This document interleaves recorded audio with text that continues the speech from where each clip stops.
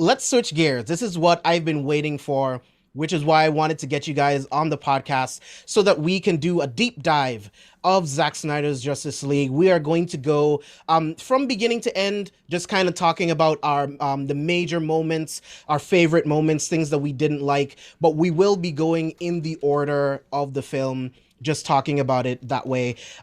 I again love Zack Snyder's Justice League. For me, this is the best DCEU movie that they have made, hands down. It makes me really sad that we won't be getting Justice League 2 and 3 and everything else that we were gonna get into the Snyderverse, because I think this movie is near perfection. There's some things that bug me here and there, but I really, really love this movie. So let's just start off with like general thoughts. Christian, I want to start with you. What were your general thoughts on Zack Snyder's Justice League? All right, so big picture. Okay, I've got my No, glasses. 4-3 picture. 4-3. Yeah, we'll get to that. I had been saying leading up to it that this is one of the most interesting experiments in film, in like popular film stuff. We've had director's cuts for the longest time. Very famously, you got Blade Runner and, other director's cuts that people argue about what's better. But we've never had someone take a blockbuster movie and then dump $80 million into it, shoot an unnecessary scene at the end, 20 minutes at the end, like leading up into other films and stuff, and then release it as a wholly separate thing. So as a cultural phenomenon, it remains to be a very unique thing that's ever happened. And it definitely had the opportunity to be very terrible and for everybody involved to regret pushing this forward. Just because you're trying to rewrite people's memory of a thing they saw. And most people that are fans of Justice League saw this. And I remember I saw it and I was like, that's an okay movie. It's not great. It's very DC, but definitely disjointed. And I wasn't super psyched for this coming up.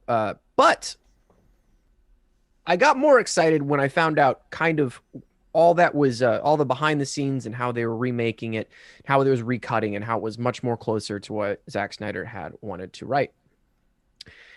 And I think it mostly is great. I think mostly it's a good thing this film exists for fans of Justice League, to get a good version of these heroes together on screen. I think for that, it's really great.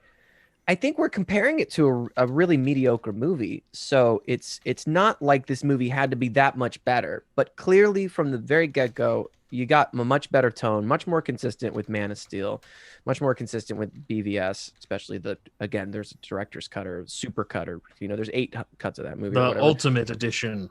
Yeah, God. And so it's much more consistent with that in some ways. In other ways, they crop the film in a different way than those 3 movies. So it definitely is more, besides the way that the movie is cropped. It is the ending of the trilogy. And I really think that Zack Snyder, although he probably had a vision for other movies and stuff, and clearly he thinks ahead, and he's alone at Warner Brothers apparently, and that, so he clearly had a plan. But knowing that it was unlikely he was gonna get more films, it's a little sad that conceptually he didn't tailor it more to be the end of a great trilogy at the end of the day, where Man of Steel is one of my favorite DC movies. And BVS isn't, the extended supercut or whatever, isn't that bad. It's not great. And this movie, I think, could be a really great ending, and in a lot of ways is disappointing. And it's again, comparing it to a bad movie, it's good, but it's also 4 hours long. And I don't really see myself popping this on. Like, I pop on Spider-Man 2. I pop on Civil War, because they're like a great 2 hours of action-packed goodness. I don't see myself being like, before I go to bed today, it's 9 o'clock. I'm gonna put on 4-hour Snyder cut. I just don't see that being a thing. Dude, you'll be out before the 30-minute mark. But if we're comparing, I had a hard enough time trying to get through Man of Steel again before this. The truth is, I did not. I did not revisit those movies because I fell asleep at about 45 minutes in. So there's no way I'm getting through a Snyder cut. But that being said, I'm glad it exists. I had a good time. It's overall not super bad, but I got some big nitpicks with it that I think are lessened because, again, we're comparing this to a very bad movie in some people's minds. I think it's an okay movie, but we're comparing it to a bad movie, and this is like an epic. So, yeah, there's a lot to get into, and I won't ramble any longer. Yeah, Brian, what were some of your general thoughts on the film? So yeah, I saw Justice League in the theaters. Like I said earlier, I'm generally a little bit hotter on the DC movies than other people. Coming out of that one, it felt like they were just trying to do way too much in the amount of time they were doing it, and no one really got their due, because we really have three origin stories in this one story for Aquaman, Cyborg, and the Flash. And I think that's one of the strongest things that this movie does is it gets us a lot more time with these characters to flesh out their backstory and actually introduce us to who they are as people, not just as members of the Justice League. Secondarily, Steppenwolf is leagues above what he was in the original movie. And I think he's a much more, I don't know how to talk about it, but relatively sympathetic. We get that he's got emotional struggles, maybe some like daddy issues or something that he's going through. He is the Zuko, the Prince Zuko of, of Darkseid's world. Excellent cast reference. out.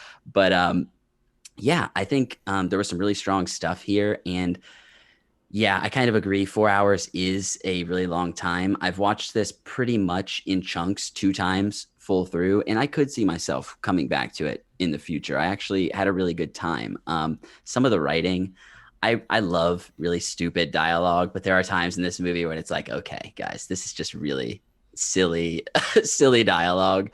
But all in all, I thought it's absolutely gorgeous. And yeah, I really had a good time with it. I thought it was a good way to finish off the trilogy. Yeah, Chris.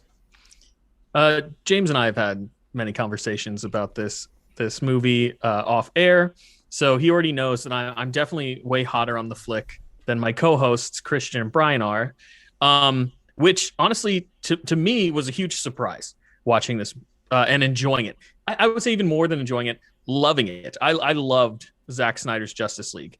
And I was so checked out of the DC EU by the time Justice League hit theaters in 2017. I was no longer the person that would rush out opening weekend to see any of these movies. I would wait for reviews to see if I even wanted to spend money on them. Justice League 2017, Justice League, as Christian hates me calling it. I literally waited for like a Tuesday morning to go see it for $5 with my wife. So I spent like $10 total watching this movie. And literally as soon as that movie came on screen, she turned to me and was like, "What's wrong with Henry Cavill's face?" And I knew it was going to be downhill from there. So I think it's safe to say that that abomination is one of the worst pieces of art that's ever existed. That's my opinion. I know it's a strong opinion, but it's a shite movie. I'm sorry. It's so bad. Wow. Okay. And I never coming from a man who's never seen Bible Man. I haven't. You know, I'll have to check out Bible Man now. That sounds like a real banger. Maybe Bible the Pop-O-Holics thumping takes a whole new turn in Bible Man. It's intense. But yeah, that I also wasn't a huge fan of BVS. I hated the theatrical cut. Over the course of pandemic, something very strange has happened where I've like really come around on the Ultimate Edition. I like that movie now. I don't know what's happening to me, guys. I used to be the person that was like, fuck these Zack Snyder movies. But now I'm like all about Oh, him. I knew you were gonna love it because moments before a week before the Snyder cut released, all I'm getting is text of like, I watched the BVS extended cut and it's not so bad. I actually really like it. And I was like, you're gonna love the Justice. Yeah, it was a slow ramp up. Yep. Christian knows me well. There was an acceptance where he's like, I think I actually get this version of Superman. I'm like, yeah, you're primed to love this movie. But I absolutely love the movie. When we talked about it a little bit on our show, we gave our like non-spoiler thoughts. I described this movie as epic in scope and mythic in nature because it's so much more than just a standard superhero movie. It really dives deep into this universe that Zack Snyder's trying to create. We have these really epic moments that's diving into the history of what's transpired in the DC universe that he's creating, with Zeus fighting with Ares and lanterns and all these awesome moments. It feels more like Lord of the Rings to me than it feels like a standard superhero flick. And then I think it's a mythic movie because DC has always been better at showing us a pantheon of heroes, even in the comic books. Marvel is like your average Joe's getting superpowers. They're very relatable. It takes place in our world, so they're relatable locations like New York City. It takes place in the United States. But DC has always been elsewhere, you know? and these characters are godlike. So the DC characters are less relatable, but more characters that we aspire to be. And I think Zack Snyder really kind of captured that feeling in this movie more so than he has even in his past movies. So yeah, I'm singing high praises here. I'll shut up and let you guys talk. I think it's pretty clear that I fucking love this movie. Brian? Oh, just general opinions? Yeah, just general thoughts, and then we're gonna dive into spoilers. Yeah, I would definitely recommend this movie if you're a fan of the stuff that's come previously at all. I think it's a significant improvement. And yeah, Chris, to your point, I think it really does kind of mythologize these characters in a way that shows not only are they superhuman, but because of that, they have these responsibilities that really humanity depend on in some ways. And I think it really fleshes that out in a beautiful way. Yeah, I absolutely love this film. Like I said, I think it's a near masterpiece. I do have a couple issues with the film, but once we're done going through the film itself, talking about our positives and stuff, we'll end the episode on our negatives. But I thought this, like much like Chris, I thought Justice League was a dog shit movie. The moment I saw it, that opening sequence trying to pretty much tug on the heartstrings of the audience with that video with the kids talking to Superman. And much like your wife, it's just like, what's wrong with Henry Cavill's face? It just looks really weird. A bunch of characterization is cut out. All of the good shit is cut out. The overly like sexualization of the Amazons and Diana, it's all really ridiculous, and I hate that movie with every single fiber of my being. But let's talk about this amazing 4-hour movie that I wish was 12 hours because I could just live in this world forever. So we open up with chapter 1, don't count on it, Batman, and we pretty much get the death of Superman sequence, which I thought was incredible, and it was a great like leg up from what happened at the end of BVS, right, where we get to see Superman screaming in pain, and the sound waves from his scream is going across the entire planet. That's something that you don't really see. Like, Superman is this incredibly powerful being, so thinking about how he would scream out, it's logical when you think about it in that way. So I want to, Christian, I'll start with you. What did you think about that opening sequence coming off of BVS? Well, it clearly sets the tone much better for the type of movie we're in for, and is more consistent with the tone of, again, Man of Steel and BVS. So it's just more consistent. It's all in slow-mo. It's probably 2.5 minutes too long. But it's got a lot of credit. So, a lot of people worked on this movie. We got to see it. So it is very true to Zack Snyder. And I think that it works for this movie and works in the context of all the other movies, and certainly makes more sense than Justice League. And also is explained later in the film as, because these sound waves, they got to merge, the mother boxes were like, okay, it's go time or whatever, Dark Side and all the. Yeah, woke them up. Yeah, exactly. So it again, and in starting with that scene, it really is more of the tone of Zack Snyder's universe. The Superman being like the signal of hope was Joss Whedon being like, Superman means hope. And Zack Snyder was always like, yeah, that's part of it, but he's also really sad. And this is much more of like, Superman's in pain and we're feeling it, man. The earth is feeling it, and it's going to be all slow, and we're going to see everything really slow, and everybody's going to be like, for like ever. And that's Zack Snyder. So it works more for everything that he's done previously. And I do think the opening, this first chapter and everything, I had actually watched this movie in 2 parts. I had watched the first 45 minutes, I watched this first chapter, and then watched the rest in one sitting, which shows you how good it kind of took off and captured me. But I felt like this was the movie that was supposed to be made. It instantly tells you like, oh, this makes more sense. It's all of it just makes way more sense as a cohesive film. So I think it works for this film. Yeah, Brian? Yeah, I'm in agreement. I think the tone setting, especially us being so far removed from BVS at this point, just reminding us how incredible this moment was and how it really does kick off. And it actually kind of comes back in a really beautiful way towards the end that I'll get to later, the rippling of his screams. But yeah, I was immediately right back in the emotions of it. And it just shows how giant this movie is and how it's all going to look gorgeous. The slow-mo, it's a bit much at times, depending on the scene. I think it actually served its purpose really well here in the beginning to put us back and to really be a prelude to what Bruce Wayne is going through, because his guilt is kind of really a driving force of this whole movie. So just to see how incredibly emotionally powerful Superman dying was, it really is a world shifting event. Yeah, definitely. Vash, what were your thoughts on the opening? I enjoy. Is something that what you guys said.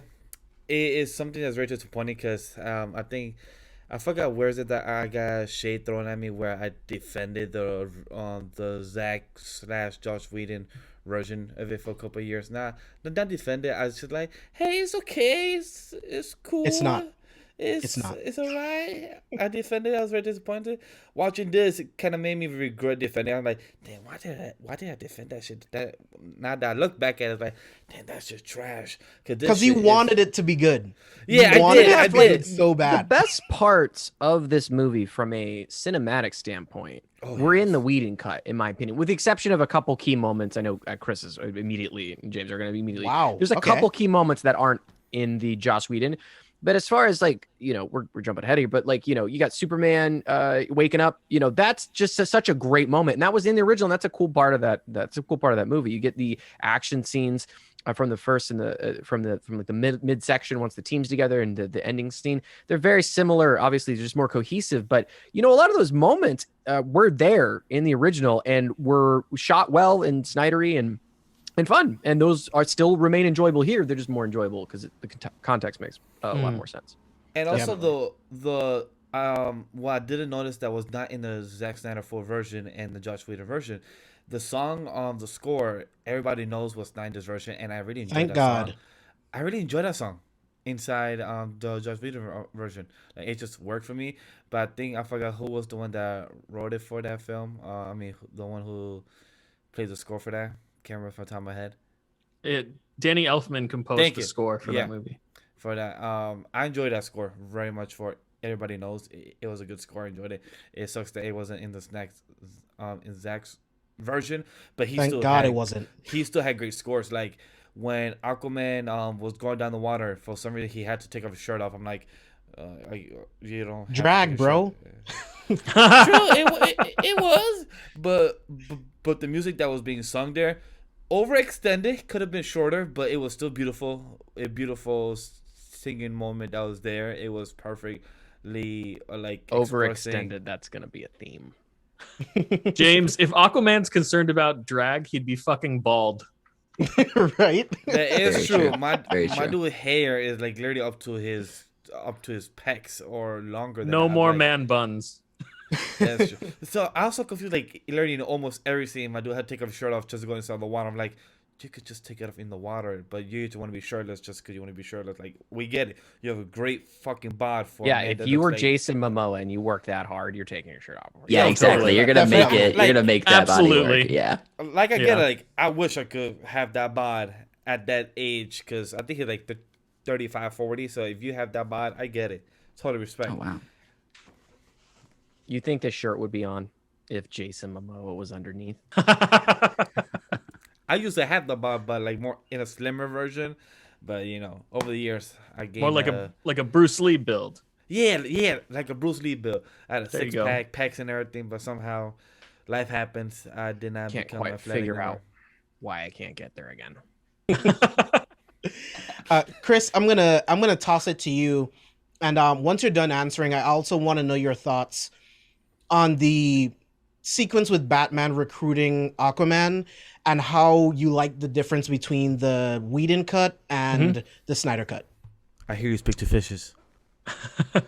So to start with the Superman opening, you guys have said some of the best reasons why this opening is better than Joss Whedon's version. So I won't speak to it too long. But one of the things I really like about the 3 DC films that Snyder has made is at the beginning of each film, he's always shown us an element of the last film from a different perspective.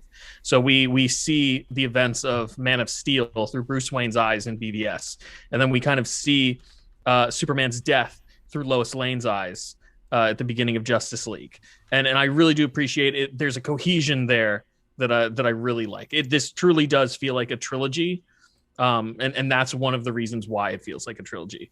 In terms of Batman recruiting Aquaman, tonally, this is a better edit. I think they could show both of these films side by side in film school to illustrate how much editing impacts storytelling, and how the editor truly is kind of like the last line of defense when it comes to crafting a strong story when you're making movies. Some might complain that maybe the sweeping camera shots of Bruce Wayne walking through the mountains with a horse to get to the village lasted a little too long. But overall, like Christian said, it's tonally in line with the rest of the film. We don't have this ridiculous like painting of the mother boxes in a random bar in this fishing village for some reason, because now we know that Superman awoke the mother boxes. You know, that makes way more sense than it just being kind of like a random occurrence in the original cut. But overall, this is a way better scene. And immediately watching this scene, I was immediately like, this is awesome. And I love it. Like I was fully invested. What you said about, the difference between, edits and the difference in filmmaking perspectives. It's as simple as the Joss Whedon cut is someone trying to fix a movie, and the Snyder cut is someone making his movie. Right. And it's very obvious throughout based on like what you said. But also, it's crazy how his roar or his battle cry, him dying, literally went across the whole planet to wake up the other mother boxer. Like that's freaking wild. Like for him to actually wake up alien type of species, that's AI type of thing, just because of him dying. Right, that's crazy too. Yeah. Brian, what were your thoughts on the differences like between that sequence with Batman recruiting Aquaman? Well, trying to anyway. Yeah, I actually really enjoyed this sequence. Chris, to your point about there's probably 4 or 5 too many shots of Bruce going, but they're all gorgeous shots. I can't deny that. Those are beautiful. the Lord of the Rings elements that I was talking about. And it's there. It's undeniably there. I will say Aquaman has some of my favorite lines throughout the entirety of the movie. This one where he's like, dressed like a bat. You're out of your mind, Bruce Wayne. And it's just like, this is the perfect response to someone telling you that they're Batman. It's just, I completely relate with Arthur at this point. He is kind of out of his mind. But yeah, I think in general, the scene plays well and provides a good, will they, won't they for Arthur. And I like how, since I am kind of a fan of Aquaman now, I really like how this sets up and kind of hints at, as we go later, through more with is her name Mara? I'm terrible with names. Mira, yeah. So yeah, as Mira's talking about like the politics of the current ruler of Atlantis and how that plays into what we see in Aquaman, I really thought it was really well fleshed out and gave Arthur a backstory that was severely lacking in the previous version. Yeah, like Chris alluded to, like I hate the idea that they thought they needed to put this random picture of the mother boxes in this random fishing town. It just doesn't make any sense, right? And also it makes perfect sense. Warner Brothers said your movie's 3.5, 4 hours long, and he left the project. And they didn't have 45 minutes to do this like old battle that happened between the. It makes perfect sense on a meta-contextual production level. It makes sense because Joss Whedon was having to be like, I still have to tell, like, the movie is the movie, and he's like, let's explain the mother boxes instead of Cyborg having 45 minutes to like expedite. I don't know. What it is. He's like, let's put it on the wall. We'll hint at it, right? It's someone like. Just like quickly rubbing paint over the wooden frame to be like, this will make sense. It doesn't at all. It's so dumb. I also hate that every time a parademon dies, they also create a mother box symbol. Like if they die against a wall, it creates a symbol. I'm like, this I doesn't didn't make even any remember sense. that. Oh my god. Yeah, it doesn't make any sense. When Batman gets the guy that was robbing like whatever store, like jewelry store, whatever it was, like he grabs the guy and he uses him to bait a parademon, because in the Whedon cut, the parademons are attracted to fear. They can That smell was fear. stupid as shit. It's so dumb, bro. Yeah, I forgot really hate that.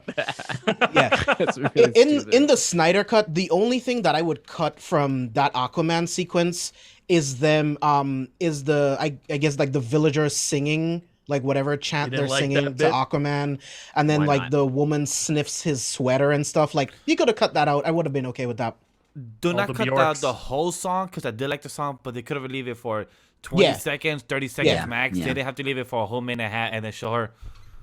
I do have to say, I really like the transition from them singing to Martha Kent leaving the Yes. farm for the first time. I think the overlay with the song does make a really beautiful moment with her, giving up her home. It's a beautiful moment. It's the moment you realize that it is not the Snyder cut. It's the Snyder shot. It's the Snyder shot it, and it's in the film. Nothing is cut. We are singing the hymns, and that's what I was like, oh, I'm down for this weird experiment. It's Hashtag release the Snyder shots. It's the Snyder shot. It's like, yeah, we had all these people singing, and it's gonna be in the movie now because it's going on HBO Max, and also we're putting it in 4:3. But I think, to its credit, I think it is one of the moments that shows that Arthur is this mythic, godlike figure who is known across the globe in different ways and is almost worshipped on some level. So I think it does work there. But yeah, like a lot of this movie, it could be half as long and be just as effective. No, it's not pointless. It's not Yeah, just no. there to be there. It does have a point, right? Yeah, I don't mind them worshiping him, but how they would know about the mother boxes doesn't make any sense whatsoever. Agreed. Right. That's not something that's been told throughout time. Like the point was for the legend of the mother boxes to be lost so that they're never found again. So the fact that they would even know about all three, you could have sold me if they knew about the one from Atlantis, right? It still doesn't make sense. Sure. It still doesn't make sense to me personally, but I would have said, you know what? Sure, fuck it. Sure, they knew about that one mother box. Because not Right. even Arthur knew about the mother box before he went to Atlantis and Mira told him about it. Not even he knew. So how would these people know about this that was buried and forgotten like I have a hundreds to thousands of years prior? I have a theory. This is the watering hole for Aquaman, right? Could have been the watering hole for the King of Atlantis, and got a little too drunk, ran his mouth, spilled the beans on the mother box. whole town knew. mother box. I gotta tell you, do you guys have any tuna? Fuck it, I like them. Don't mess with my friends. Anyway, You mother want to box. see my trident? It's this big. My mother box's name was Martha. And there was 3 of them. Draw it on. Hey, no. Teddy, draw it on the wall. I don't Draw wanna it for forget 'em. this. There's That's it. 3 of The them. origin story. And it's real simple. They're boxes. I think Like, you nailed it's- it, Christian. That's it. We fixed Justice League. So jumping forward a little bit, I want to get to that amazing Wonder Woman sequence where she fights against those terrorists. Oh my god. So that was one of the scenes that I quite enjoyed in the Justice League cut, right? I really enjoyed that sequence, even though it was clearly different from the trailer. But I love this. It was a lot bloodier. I love to see Wonder Woman in action, moving so fast, her using her strength, her speed, all of that stuff, using the lasso, everything to its full potential. So, Vash, I actually want to start with you. How did you feel about that sequence, and how do you feel it compares to the Whedon cut? Every time you ask me compared to the Whedon cut, I'm sorry, James, but I literally have forgotten how that movie compares to this. So I cannot give you a great answer to that. So I'm going to skip that part of the question for now. But what I'm going to say is that this sequence was amazing. The music, the score of her is fantastic. But what I do remember from the Joss Whedon cut is that he cam shot a lot of her thigh and ass cheeks during that fight scene. I do remember that. In this version of Zack Snyder, it was more of the brawl, her throwing people up in the air like no tomorrow, like literally. Like I get it, the bad guys, but you just tell us just you're really just killing people right now, girl. You just threw them up in there. Like, I get it, the bad guys, but damn. Dude, she And- vaporizes that last dude. Oh yeah. All that's Yeah. left is his Like, hat. Bam. I'm like, okay. Completely absurd. Totally And unnecessary. the, Oh, yeah. the cops are just That's like, so we're extra. okay with this. We're gonna Like- avoid this 4-block explosion, but we're gonna create Yeah. a 3-block explosion instead. Like Diana, like we get it, you just protecting people, but you cause more property damage than actually helping people. So like we get it, Diana, but you need to learn a lesson. He was of- going to kill kids, bro. He No, needed I know, to I be get it. But- murdered. I was laughing on Twitter when the movie came out that weekend, and a lot of people kept saying like, so Diana told a little girl when she asked, "Can I be just like you?" And everybody was like, Wonder Woman is a Themyscira woman that's made of clay, and she's a god technically. And she just told the girl, "Yeah, you could be anybody you want," and everything, just like me too. I'm like, I get the point of this, but how everybody was so mad that she said, "Yeah, you could be anybody you want." Like, you cannot technically be Diana because she's made of clay, but you could be anybody you want, girl. So I was laughing. But that's still like uplifting advice that you give to a child. it's beautiful. You know? Like I accepted that, but I love Yeah. how Twitter and everybody else was like, "Oh, that's bad advice because you're a god." And I'm like, that's the point. These people, these Yeah. kids, these humans see them as something to be uplifted. There's hope, there's hope down the tunnel. So like, these kids were about to die. What Literally, is she gonna they do? Laugh in this little girl's face and go, "Oh no, I'm a god. You can never be like that." right? Unattainable. Sorry. But you're That's like- welcome for saving your life. Like that's like, like it's is- hurting is- the little girl, It's like, is your dad also Zeus? Because if he's not, then you can't. Right. Yeah. right? You're That's out so of luck. mean. Yeah. But I love that Horrible. scene. The fight, like she did cause a lot of property damage, but overall, this fight sequence was amazing, and the score, how it's done, and I love how the next scene is where she'd be like, "Hey, so Diana, what did you do over the weekend?" And she just rebuilding a whole statue again. She's Nothing like, interesting. Nothing. Just I'm like, girl, you just did a whole property damage, like probably like 5 blocks away from here. Like, what are you talking about? That you didn't do nothing. What? I'll say Brian, you don't wear a mask. It's a Superman problem of like, no, I'm pretty sure I saw it at the bank on Fifth. On Fifth, Pretty you sure. Were sitting, you were standing on top of the. It's the tiara, bro. Yeah, That's tiara the doesn't- difference. And but the outfit, the outfit really, And her hair, the high too. She wears her heels, hair yeah. down. Yeah, the high know. heels really does a big difference. Like, yeah, Diana doesn't wear high heels, just like in Wonder Woman 1984. Like, that does not look like her, all right? Question. Brian, I'm That's going to so toss funny. it to you. Like, how did you feel about that sequence and how it compares to the Justice cut? So I'm kind of similarly. I don't have too great of a memory as the difference. I remember it being maybe a little bit lighter in tone than this one was. What I appreciated about it, though, I think, and it was the stuff I like is similar to the Justice League cut, but this is one of my favorite Diana moments. I think this really shows her at her best as a hero. The blocking the bullets, I've watched it twice now, and it just blows my mind every time. It's so sick. It's so perfect. And it's better than anything in Wonder Woman 84 for me. I had a lot of fun with the mall scene. I think it's a little bit over the top and silly. Tonally, this one's a lot more serious, but yeah, this is one of my favorite Diana moments in any of the movies that she's in the DCEU, aside from the completely unnecessary explosion that she caused. Then when she has one guy left, it's like, you have one guy left, you don't need to do this big explosion. I will say, Zack Snyder was intending that little girl to become a future version of the cheetah. The next thing was she wanted to be an apex predator. Yeah. No, this is I'm just trolling. I'm so sorry. Brian with another one of his crazy theories. You had me That's for like canon. 2 That's seconds. canon. Oh, good. I'd be like, oh shit, that could technically be another cheetah, because technically she said, "Can I be like you?" Baby Like, oh cheetah. shit, technically that could be true. That could Brian, be some the next- advice. Wow. When you go on a tangent, just commit and let it be weird. Christian, what about you? Like, how did you feel about this sequence, and how did you feel like it compared? You know, having seen Justice, oh God, I just said it. Say it. Having Yes. seen the 2017 Justice League release, directed by Zack Snyder, but technically recut and reshot by Joss Whedon, I didn't know notice much difference other than the tone of the whole thing. Right, it's slower to like start, but it did remind me. The one takeaway I did have, especially coming off Wonder Woman 1984, was just how much better Zack Snyder conveys like inhuman super speed and strength. I've always said Man of Steel is my favorite Dragon Ball Z movie because it was one of the first movies I ever saw that did superhuman dexterity and strength in a way that made you feel like these characters were just like unstoppable, right? Seeing the Kryptonians fight each other was like seeing two Super Saiyans go at it, like super quick, and the way it's shot is super awesome. And I really just way more dig Diana in this movie than Wonder Woman 1984. Everything in that movie is like floaty, like no one weighs anything and everything's all up in the air. And this is just Diana like running in and just like literally like just checking someone like right against the wall and then just being so insanely fast. But like when she stops, it's like the amount of force that her body weighs with how fast she's going, with how strong she would have to take to stop herself from being that speed would lift the ground off. And Snyder is in my opinion a master, and no one has done just inhuman strength and speed like that before. And for that, it needs to be commended. And this points that out really well. And her ability to like block bullets, like Brian was saying, it's like, it's all super great. I think when she looks at the little girl, it goes like, you can be whatever you want. That's cute. Whatever. It's cheeky.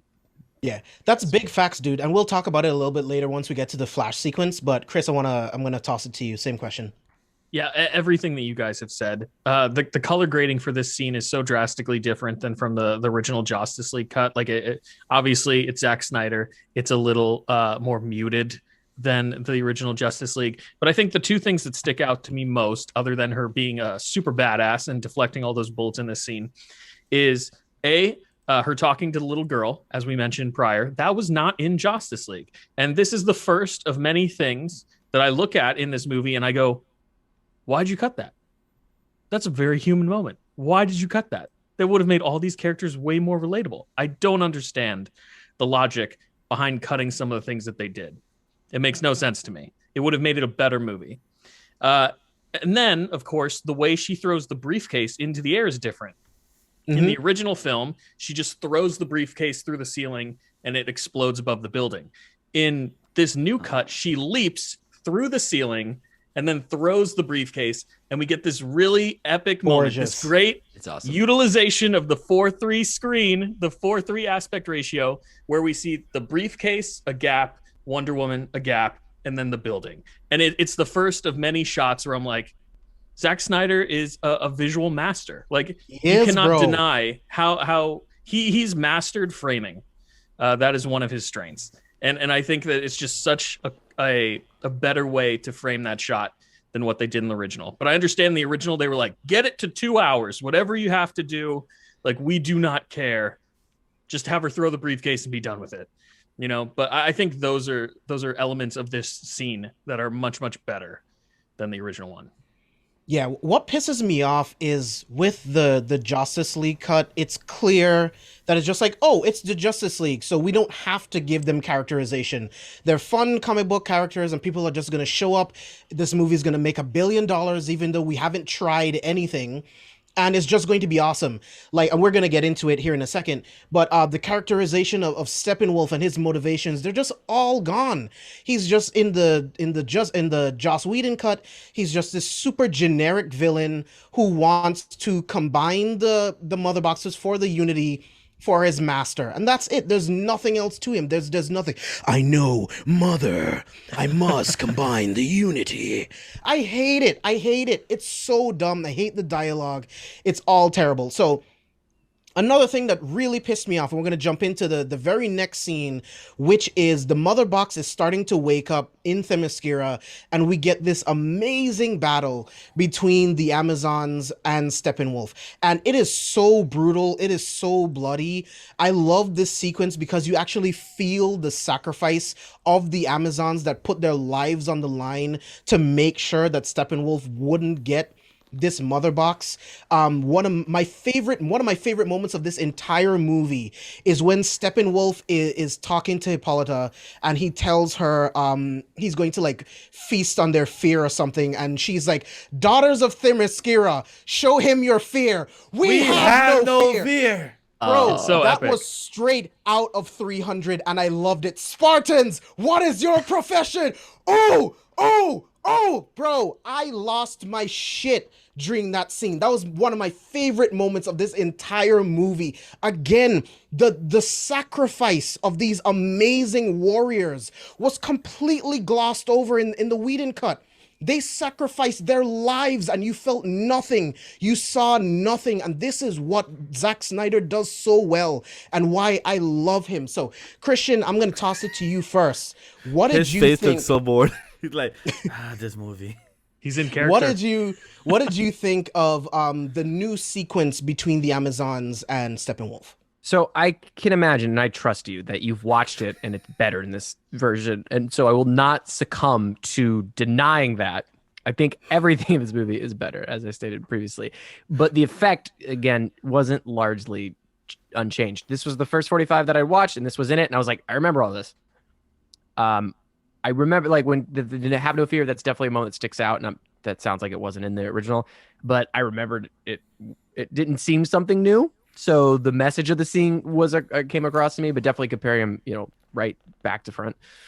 I think you would notice something like that because that is a high point of that scene. So I think that's a great call out for why this is better. But largely, I remember a bunch of Amazonians playing tag or catch the ball. The same thing Black Panther was doing at the end game, with the mother box. And I remember that scene being just like that. So I can't say it was watching it and being like, oh, this is the Snyder vision, that it was any better. I'm sure it's better. This was all the action scenes this is a good place for me to start talking about the 4:3 aspect ratio. There are plenty of scenes and plenty of moments in this that the 4:3 is a cool framing way to see the scene as Zack Snyder has seen it. And he knows way more about visual storytelling than I'll ever know. So I reserve all kudos to him. But this is when it started to happen, when I was like, wow, I really just wish my whole screen was full of action, because I bought this really expensive TV and I'm only using, 70% of it. And it's making me just consciously question why this is the case. So that was like the frustrating thing about the first action scene. It's something you quickly get over and you stop paying attention to it. It's really not that big of a deal. But this was the first start of me going like, why isn't this filling my screen? And me like looking for reasons. And they're there throughout the movie. There's not many, though. There's not many that you're like, wow, the movie would suck ass if it didn't fill your screen. I'm telling you, if it filled your screen, fuck it. I'm done. I'm out. It's too much screen for this movie. I'm not seeing the tops. And I just didn't. This was the first time I was like, I'm not buying this whole 4:3 as the way I should watch this entire movie. Because like you're watching action pan from right to left, and it just looks better when your big expensive TV is filled. Yeah, But Brian, those Amazons were fucking awesome, weren't they? right? Brian, what did you think about that scene? I thought it was really great. I think it's the first time where we see Steppenwolf. Christian, to your point earlier about things feeling floaty sometimes in some of these movies, Steppenwolf has so much weight in this movie, and he is throwing it around and just beating so much ass here. And the that brutality armor is so much better. It's oh my very cool. gosh, his whole breathing suit, he looks amazing. They've changed his voice a bit as well. It's a lot more I don't know, put through some sort of filter or It's something. like more gravelly. Yeah. I think the moment when they're trying to obviously get the box away, and one of the characters shoots an arrow that has the box tied to it, I really liked that moment. I was like, oh wow, that's a really there's ingenuity in that solution. And then Steppenwolf is just like, yeah, that means nothing. I could just leap giant distances, just showing how formidable of an enemy he is from the get-go with these incredibly powerful Amazons. One nitpick to their game plan: why would they not blow up this building or something, putting it into the water? I mean, who is this going to kill, really? It seemed like a little bit of a faulty destruction plan for all the Amazon women they sacrificed in the process. But overall, yeah, this is the point where I was like, oh shit, all right, this movie is getting wild. Yeah, I mean, you make a really good point, Brian. Like, why didn't they do something else other than locking him inside and then dropping it into the ocean? I didn't even consider that, honestly. Yeah, They're an ancient people. They don't know any better. Also, those systems haven't been updated in a while. It's like having to go in and fix the back end of like Windows XP. And you're like, oh boy, this has not been touched in millennia. Chris, I want to get your thoughts on this scene, then I'll toss it to Vash. Yeah, I thought the scene was really cool. Everything that you guys said is exactly how I feel as well. I actually love Steppenwolf's entrance though.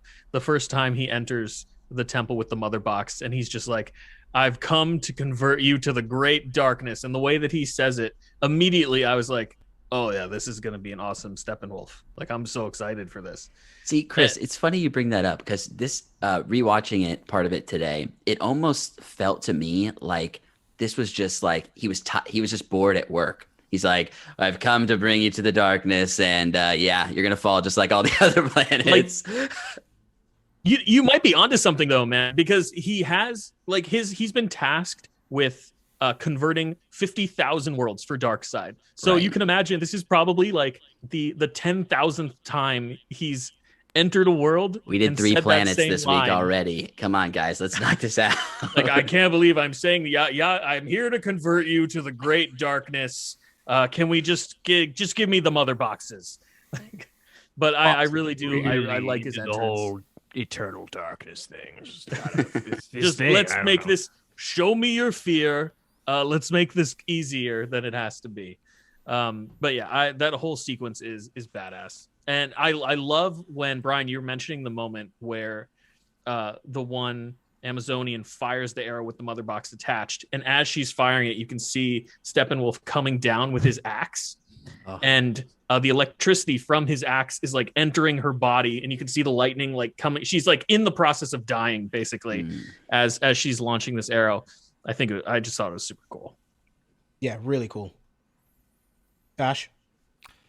I love it. These fight, them saying we have no fear, and our boy Steppenwolf looks much better in this film than Joss Whedon version, and my boy was kicking ass, but they did not give up, and that's the most important thing. These women, like, they fought to the end. Some of them died, some of them lived, some of them have broken ribs, broken legs, and broken bones, because they knew what is a warrior in this island of the mascara. The queen knew what to do, and she knew that she needed to tell her daughter Diana. The arrow thing was pretty dope, and to know that when Diana found it, there's a whole secret tunnel to tell her the story about Darkseid was amazing. But this fight with Steppenwolf was amazing, and I just love the slow-mo shots during the fight inside the little small dome, I guess, right? Yeah, dome? the chamber, yeah. Yeah, chamber. I love that fight between like the slow-mo shots when the arrow and the girls were going under him, and like the slow-mo shots was amazing. And when the queen told the girls, like, yo, those girls that were breaking the wall, those were those brick bodybuilders woman. Like, that was beautiful. Oh yeah, there's a shot of one of them, and she has like a 6-pack, well defined. Yeah. I was like, damn, these are scary women. Yeah, like them just go slow mo going, duh. I was like, all right, girls, you got this. Break the brick. And then the queen just going slow mo right there under. I was like, all right, queen. For a second, I thought she was not gonna make it. Like, oh, girl, about to get squeezed. Oh no. Girl live. All right, cool. And then I feel bad for those horses too. Like, yo, those horses got for real, beat the real up victims and thrown away. So I was wild as hell. But overall, I was really satisfied with this fight. Like, I think that's the first time I told James in the text. I think like I told him that I shed a tear, right, James? I think I told you like I shed a tear during the scene because like it was beautiful. It was very cinematic. I do agree with Christian a bit that he didn't like. I wish they had 2 versions of the film, where one version of how Zack wanted to put it, like the 4:3 ratio, and the way where he didn't need to have the black borders. I wish they would have, to have 2 versions of it. He only got $80 million. Okay. Only. True. He did. Shoestring. He did. But the thing is that if HBO Max could have 2 versions of BVS, where they have the regular version and the ultimate cut, they could have, the Zack Snyder 4:3 ratio and the one where he doesn't need the 4:3 ratio, which I wish we could have gotten up. But am I wrong about this? But we're gonna get a version that's black and white. Oh, it's already out. Justice out is already, granted, baby. Justice is Gray. Okay, wait. I will be Side watching that tangent. this weekend. Okay, you haven't watched it yet. I'm interested to see what people think of it because it's already a very kind of dark movie. It seems like this might take away a good I'm deal. interested But to see it because black and white films have never been my thing because I watched it for class and I had to study it, and I was just so bored. Like I fell asleep for a lot of black and white films, but Well, Jason you just did- wait. Next week, he's releasing the podcast version where it's all audio, baby. Justice is sound. That's what he's calling it. But So, overall, I like that. I enjoyed this very much for this Demoscura fight and everything, James. Yeah. So the next sequence that I want to talk about also comes with a few of my negatives. So the next sequence that I wanted to talk about is when Aquaman goes to, I guess, Atlantis adjacent, and he's staring at who I can only assume is Atlan, right?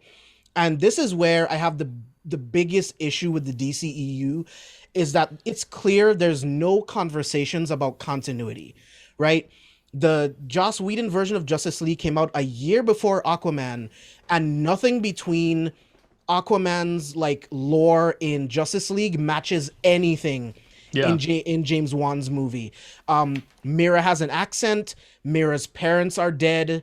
Apparently Aquaman's mother left him on the steps of his father's home. None of that is in James Wan's movie. None of it is. The Isn't talk bubbles. Atlan's part- statue guarded by like a Julie Andrews monster or something? Exactly. So it's like that's not even a Julie thing. Andrews 'Cause- did the voice of that monster. Oh yeah. Yeah. Because it's like why didn't you have a conversation of what the lore was going to be so that everything can be consistent? Everything is so different. So we get the conversation between Aquaman and Volko, with Volko trying to get him to take his mother's trident and be the king that he's supposed to be. But it's just like, it bugs me so much that the lore is just so different. Christian, I know you said you haven't seen the Aquaman movie yet, right? You're on mute. You're on mute. That's muted. probably why you can't hear me. I did that on purpose to confuse you. Yeah, I haven't seen all the Aquaman movie, but I have exclusive audio from the meeting between James Wan and Warner Brothers. You guys want to hear it? I swear to God. I swear to God, there's 100%. Hold on. Let me just, I got to put this on. Hey, James, thanks for coming in. We really appreciate it. Yeah, I'm really excited to do Aquaman. Just one question. How long is this fucking movie going to be? I was thinking like a tight hour 45, maybe 2:15 if we want the extra special. Yeah, you're hired. Wow, that is breaking. Revealing. This has never been, That's never been revealing. heard. Yeah. Yeah, don't It share makes that so with much anybody. sense now. I will get in trouble.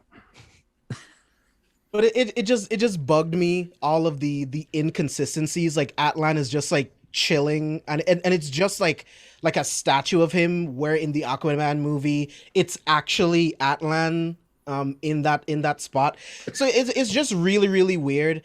So for those of you that have seen the Aquaman movie, like, how do you feel about the inconsistencies surrounding like the differences between Aquaman and this? I can't blame them or blame Zach because they never had a type of trajectory of where they're going with these films. They don't really discuss of continuity like MCU. Kevin Feige does like to know each thing's like if they need to retcon it, they know that they need to discuss it with the other directors. Give the main plot lines of what the film's going to be, and then those directors could do whatever they want with those films. But with DC, like, I was upset when I saw it because how did he know where the trident was and everything? Because in the Aquaman film, he had to get there through the trench. But in this film and everything, like, it just was just dead. Like, he just literally just walked by. I'm like, how do you know where it was? But at the same time, I can't be that upset where, like, yeah, I'm disappointed. I just like the scene. But at the same time, it's more like they probably retcon it, they probably fix it, and James Wan did a better storytelling with that better type of perspective of it. But at the end of the day, they never had a great trajectory where these films were gonna be connected in the first place. So at the end of the day, like, okay, sure, you did whatever you want to do, cool. Yeah, I feel like personally, there's got to be some issues with what Zack Snyder was intending. I got to imagine that had he stayed on the project, there would have been some more communication between him and James Wan, and maybe things would have worked out differently. With the fact that reshoots were only for that last chunk, there's only so much you can do to work out those types of inconsistencies. I think for me, I don't know if I paid close enough attention for this stuff to really bother me. I thought this did from what I remember about the Aquaman movie, I thought this in general, maybe not this scene in particular, did a pretty good job of leading us into where Arthur is in that movie. What do you guys think of Willem Dafoe playing this role? Just real quick, how do you feel about that? There's a couple of interesting casting choices in the movie. Yeah, I'm here for it as well. I think he's a good choice. Yeah, I think he plays the mentor role to Arthur really well. He's the guy that trained him, and he wants to get him back to come back and be the king. So it's like I think he does a great job. The one weird retcon thing in Aquaman, they don't talk. They don't need to have air bubbles to talk. They don't use the talk bubbles. I think that's just functionally a very smart move, just from a watching perspective. So I'm kind of okay with that sort of retconning. Okay. Yeah, I agree with it. Is silly, obviously. I agree with Brian about that. It also brings up these like funny things of like angrily like shutting the door or hanging up the phone, right? Those are dramatic ways to end conversations. But in right. Aqua Atlantis land, they're just like just close the water. Don't you close that bubble on me? So I have to say, and I might get some hate for this, and I know James and Brian like Aquaman way more than I do. Aquaman for me falls, and Vash likes it too. Aquaman for me falls at the bottom of my DCEU films. I did not like it at all. So like Civil War for me. Yeah, it's exactly like Civil War. It's below Suicide Squad for you, Chris. No, absolutely not. No. Okay, but I'm saying it's like in the bottom 2, bottom 3. So you're telling me mid-tier lower mid-tier. You're telling me that Arthur riding a Kraken wasn't the greatest thing you've ever seen in your Wasn't life? doing it for me. And him wearing a yellow suit and green pants did not work for you? Bro. It was not doing my shit. I might have to give it a second chance, but upon first viewing of that film, I was like, these characters look like video game characters. Chris, I'm with you as someone who turned it off halfway through. It's like, this movie's goofy. Yeah, I couldn't deal with it. And I know, James, you really hate the talk bubbles. What Christian just mentioned about being able to hang up on people underwater, that makes me love the talk bubbles even more. But I think what Zack Snyder's doing with Atlantis and his Justice League, it makes Atlantis feel like a place that could exist, you know? And I just think it's like the shittiest place to live on the earth. Yes, but it's something like, yes, the Aquaman movie is fantasy and it's bright.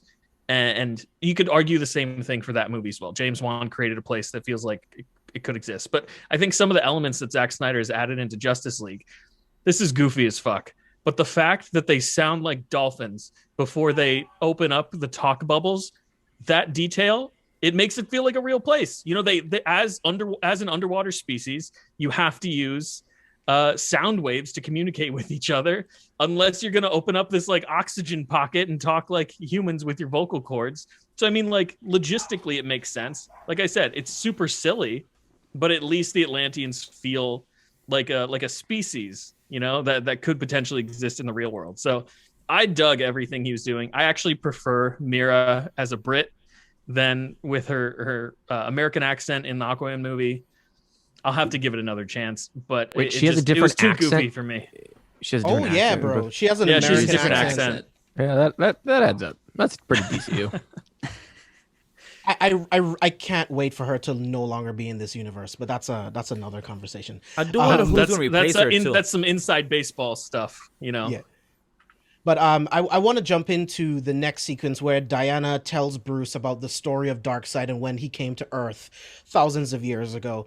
I love this extended sequence. I love getting to see Zeus, Ares, Artemis, Atlan, all of the Amazons. It was great to see Antiope come back. It was great to see the actual scale of this battle, watching the Green Lantern fight against Darkseid one-on-one, even though he got the work. But it was great to see that extended sequence, and I wanted to get your thoughts on it. Brian, I want to start with you. What did you think about the sequence, and how do you think it kind of compares to the Whedon cut? Yeah, just to start with tying it back to Atlantis, I love this idea of deep human history or deep history on Earth, and how there was this time where all these various people lived in relative harmony together and came together in this moment to defeat this guy. I think it is the one maybe one of two moments in the movie where I thought the CG was a little bit questionable for some of the characters. I don't know if you guys felt similarly with Zeus and some of those. It felt a little bit shoddy for me, but conceptually, I was totally here for it. And to, again, provide context to Darkseid's history, this is the one that got away, the one thing that always stood in his way. So I think it works on many levels, giving us real fleshed out villains and giving us history of Earth and Atlantis pre-sinking. So yeah, I really enjoyed that scene. Yeah, Chris? I prefer this version. I like that they framed it in a way where Bruce and Diana are speaking in the Flying Fox instead of like strolling along a lake outside, because they keep reminding us that this vehicle is something that Bruce is working on. He's trying to get it up and running, and we have a payoff for that later on in the film. Cyborg gets it up and running, which is an awesome moment. In terms of the flashback and getting to see, humans fighting with lanterns, fighting with Atlanteans, fighting with gods, that's just epic. That's one of those epic Lord of the Rings moments that I was talking about earlier. And like Brian said, it adds to the world building and it gives you a sense of history. And I really dig that. I'm totally spacing on the actor's name, but the guy that plays Ares in the first Wonder Woman movie, he plays Professor Lupin in Harry Potter as well. Yeah. His face is on Ares in that scene. So at least like even there, Zack Snyder is adding some type of lore-based cohesion that the DC EU has so little of, but it's cool. It's really cool. I do have to say, the one portion of this sequence that makes me laugh the most is when they've defeated Uxas and he's left Earth and they're left with the 3 mother boxes. Like the Atlanteans and the Amazons have like these impenetrable spaces that they've put the mother boxes, and then the fucking humans are like, you think a 3-foot hole's deep enough? No one's gonna find it here. I mean, look at all the trees. This forest is impenetrable. I mean, this is a good hole. Plus, we wanted to eat some brisket later. We worked really hard on this hole. Honestly, it's stupid, but it's absolutely what humans would do. Like they'd be like, I think the 3-foot hole is good enough. Let's go eat a sub sandwich, like Christian just said. 20 feet should have been dug. Oh yeah, totally. Like it's not even 50. As deep as a grave. Right? It's like one of the most shallow holes. Like the top of the mother box is probably sticking out of the ground after they covered it with dirt. But it's just it's one of those moments where I was like, that's absolutely ridiculous. Yeah.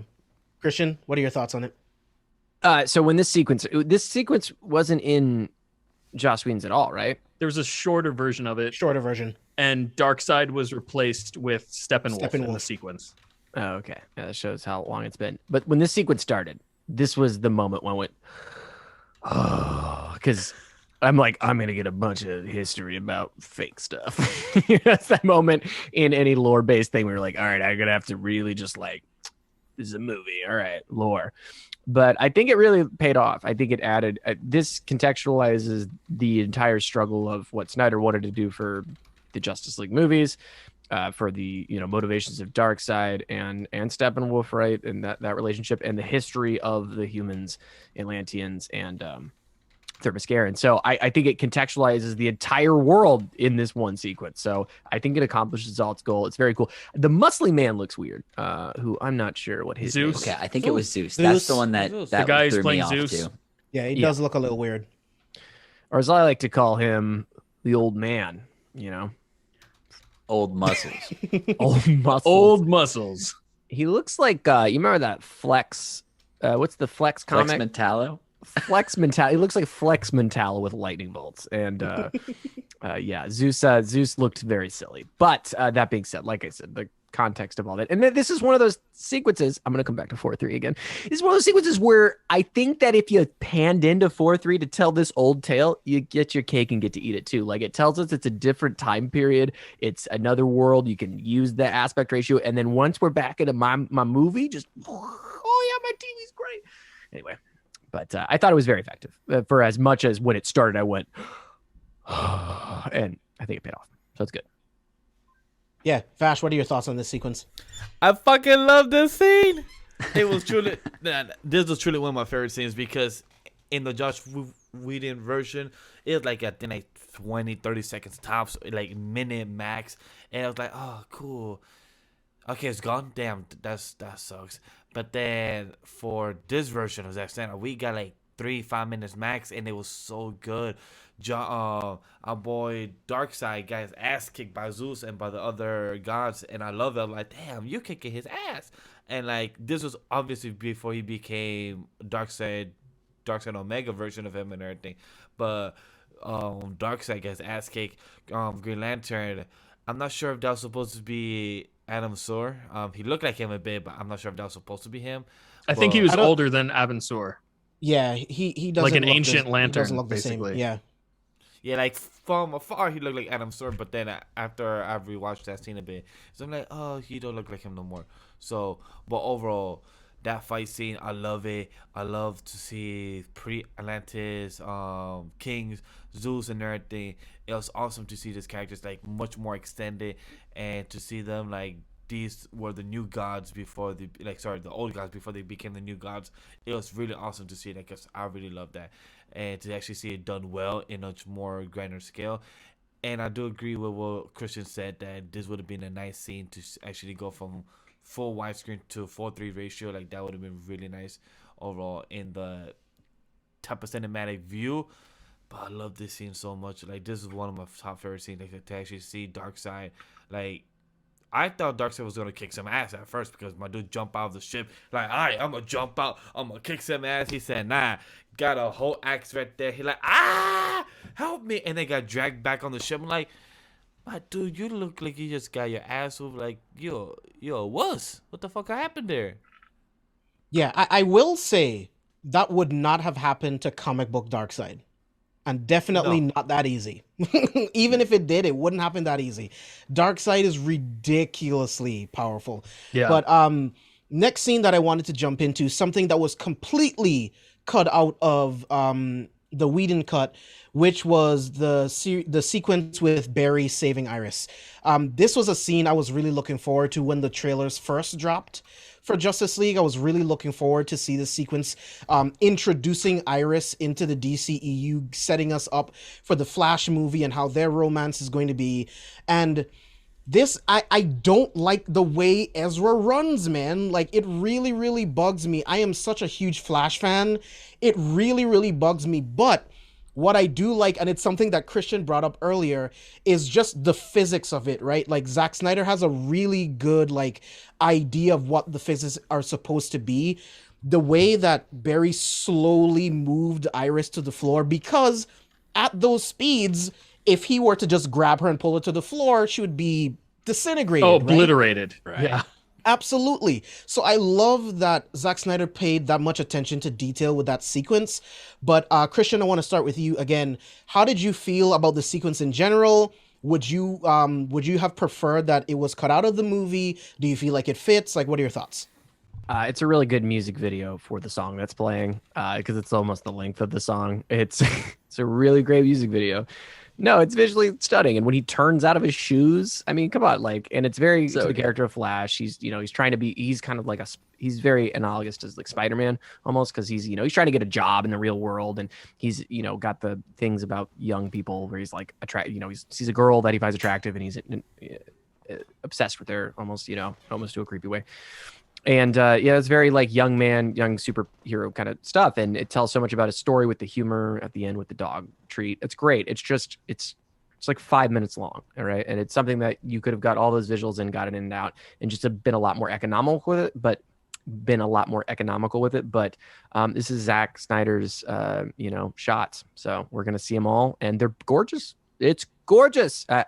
It is that it's so tropey and it kind of it's the one thing with tone that I think Snyder struggles with in being weird is like the reason that there's an accident for him to go is because a man drops his cheeseburger and he's like struggling for the cheeseburger. It's kind of like we're seeing this giant comically big truck and it's almost very what's his name? Like those old the Burton Batmans. It's almost so silly. It's like we're in 1970s Batman territory almost. Like it's silly. Like it's Adam West Batman. Yeah, he's like, I dropped my cheeseburger. And it's God, it's even better with the Joker makeup. Well, I am who I am.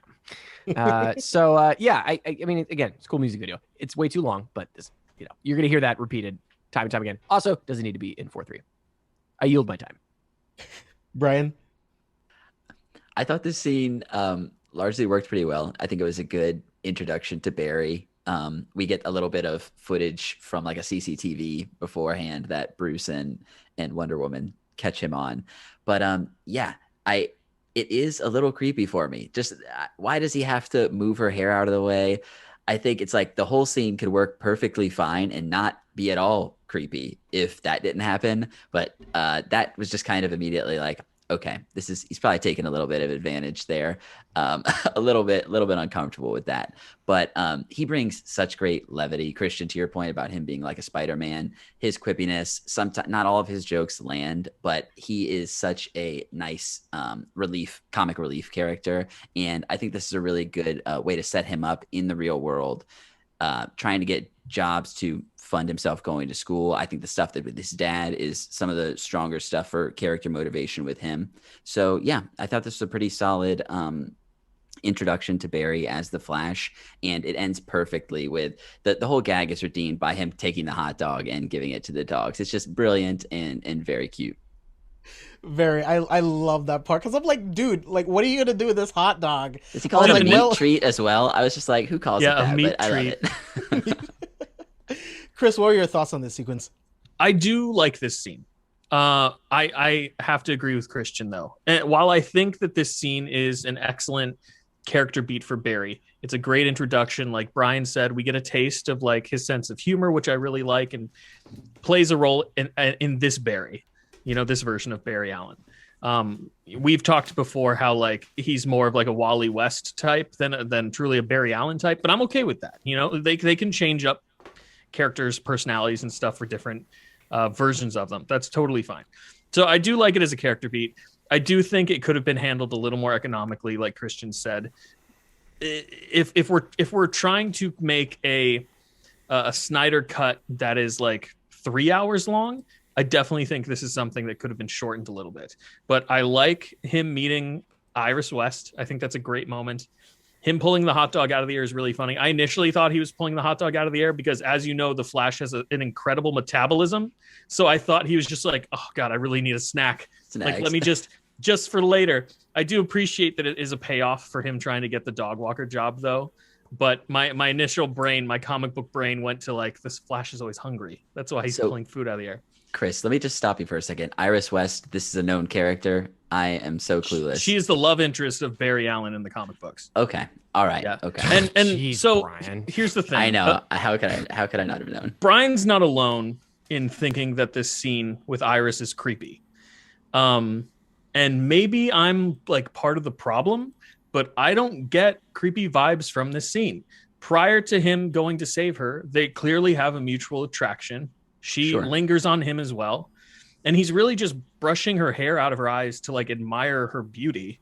And he's still, look, like I said, I might be while she's unaware and then incapable of making any judgment. Like I said, Brian, I'm not saying that I'm perfect here, but I'm saying that I think saying that the scene is problematic is maybe going too far. Like you're just looking for problems here. And I'm not saying you specifically, Brian, but like, look, it's not sexual assault. Right. I'm not making that argument, but it was something that on first watch, I was kind of just like, oh, okay. That was kind of unnecessary. He does take care to like lay her down gently and make sure her body doesn't fucking explode from the velocity. So which like, is, yeah, that's fine. Right. Yeah, And- so and- let the guy get a nice little peek, He saved her life. He gets a little peek, I'm not She saying looked that. back at him. Nope. She looked at him. She was clearly into it. I don't know what you're talking about, Brian. Oh, no. We are not going there on that one. Christian's opinions do not represent Pop-O-Holics' opinions as a whole. No, I understand why people are saying that, but I think it's unnecessary. I don't think it's that creepy. That same actress is coming back for the Flash movie to reprise her role as Iris West. So we're going to get a lot more of their relationship, hopefully. But yeah, I like the scene. I think it could have been trimmed a little bit, like Christian said. Yeah, I don't know if agree. I want Barry Allen saving my girlfriend. I feel like he'd take a gander a little too long. Sorry. I do think it is just a little bit too long. Vash, how do you feel about this sequence? Like, were you happy for it? Like, do you feel like it was a sequence that could have stayed cut out of the film? Like, what do you think? I'm happy it was there because I'm glad to know that that's Arrow as well. So I'm hopefully when the Flash one comes out, hopefully she doesn't get recast as well because who knows what the hell is going to be happening for that film. Because even the actor Ezra Miller could also be recast himself, so who the hell knows. But the scene itself, happy it was there. Could have been a bit shorter. It could have been sped up a bit. Like everything was slow mo. Even the the the floor breaking, the lightning, everything was so slow. Like I get it. We've seen a Flash series on CW for 6, 7, most likely 8 seasons. We know Vash, how some of us have not. we probably have seen promos or trailers of the Flash seasons of Nice CW. save. That we know how fast he is, and if people have not heard "Run Barry Run" at all, then wow, because Barry was running, but so goddamn slow, and almost goddamn slow for throughout the whole film. Like we get it, and for him to grab the sausage, like we get it that with him with the job, that was adorable. The dogs that were there, that were also cute and everything. Iris West, uh, for me, him caressing the hair, that didn't really bother me at all. Like I think he was just admiring how beautiful she is, which I do agree. She's really gorgeous. The actress, and I do apologize, I don't remember her name, but I did enjoy that scene. I do agree they could have been like a couple minutes shorter, or like not a couple minutes, but a couple scenes shorter for what it was. But overall, I'm happy that scene was actually there because literally the whole scene was cut out. Just like Cyborg himself was literally cut out through most of that film of Josh Whedon himself as well. Thank you for that transition, my friend, because that's actually what I wanted to talk about next. The Anytime, fact brother. that the fact that Victor's entire characterization, everything that he is completely removed from this entire movie. And in the Whedon cut, he's just this whiny, ridiculous, like teen kid who's upset at his daddy. And I hate it. I also hate the fact that the Whedon cut also cut out his mother. I thought that would have been a great moment to have that added in there. So I just want to know like your overall thoughts on all of the scenes that were removed from the Whedon cut that had Victor in it. So it's him like listening to the tape where Silas tells him, this is everything that you can do. You can unlock any computer, you can do anything. And he even searches the web for this struggling mother and he just gives her money. So I want to know, Brian, I want to start with you. What are your thoughts on Victor's actual characterization in this film, and how did you feel about that sequence? So I think the earlier stuff with Cyborg is the strongest for me. The scene with his mother, the football scene leading into the drive home, seeing him, and I think the CG that's done on Ray Fisher is kind of doing a disservice to the acting that he's doing. So pre Cyborg, I think he's doing really good stuff and gets emotional in that scene right before his mother is killed. And from that point on, you're totally with this guy. You know, his dad is not around, as much as he like. His mother's making up for it, covering for the dad, and he loses her. From that moment on, this is as much of an origin story as we need. I think, you know, we know how he's created by his father, and that plays out as it does. I think as the movie goes, he becomes a little bit more one note, but this is some of my favorite Cyborg stuff throughout the whole movie, I think. Yeah, definitely. Chris? Yeah, I think as a whole, Cyborg is a way more empathetic character in this film because he has 100% more to work with. Ray Fisher really got robbed with that original cut. It's very tragic, but he has an entire backstory, an entire character arc in this film.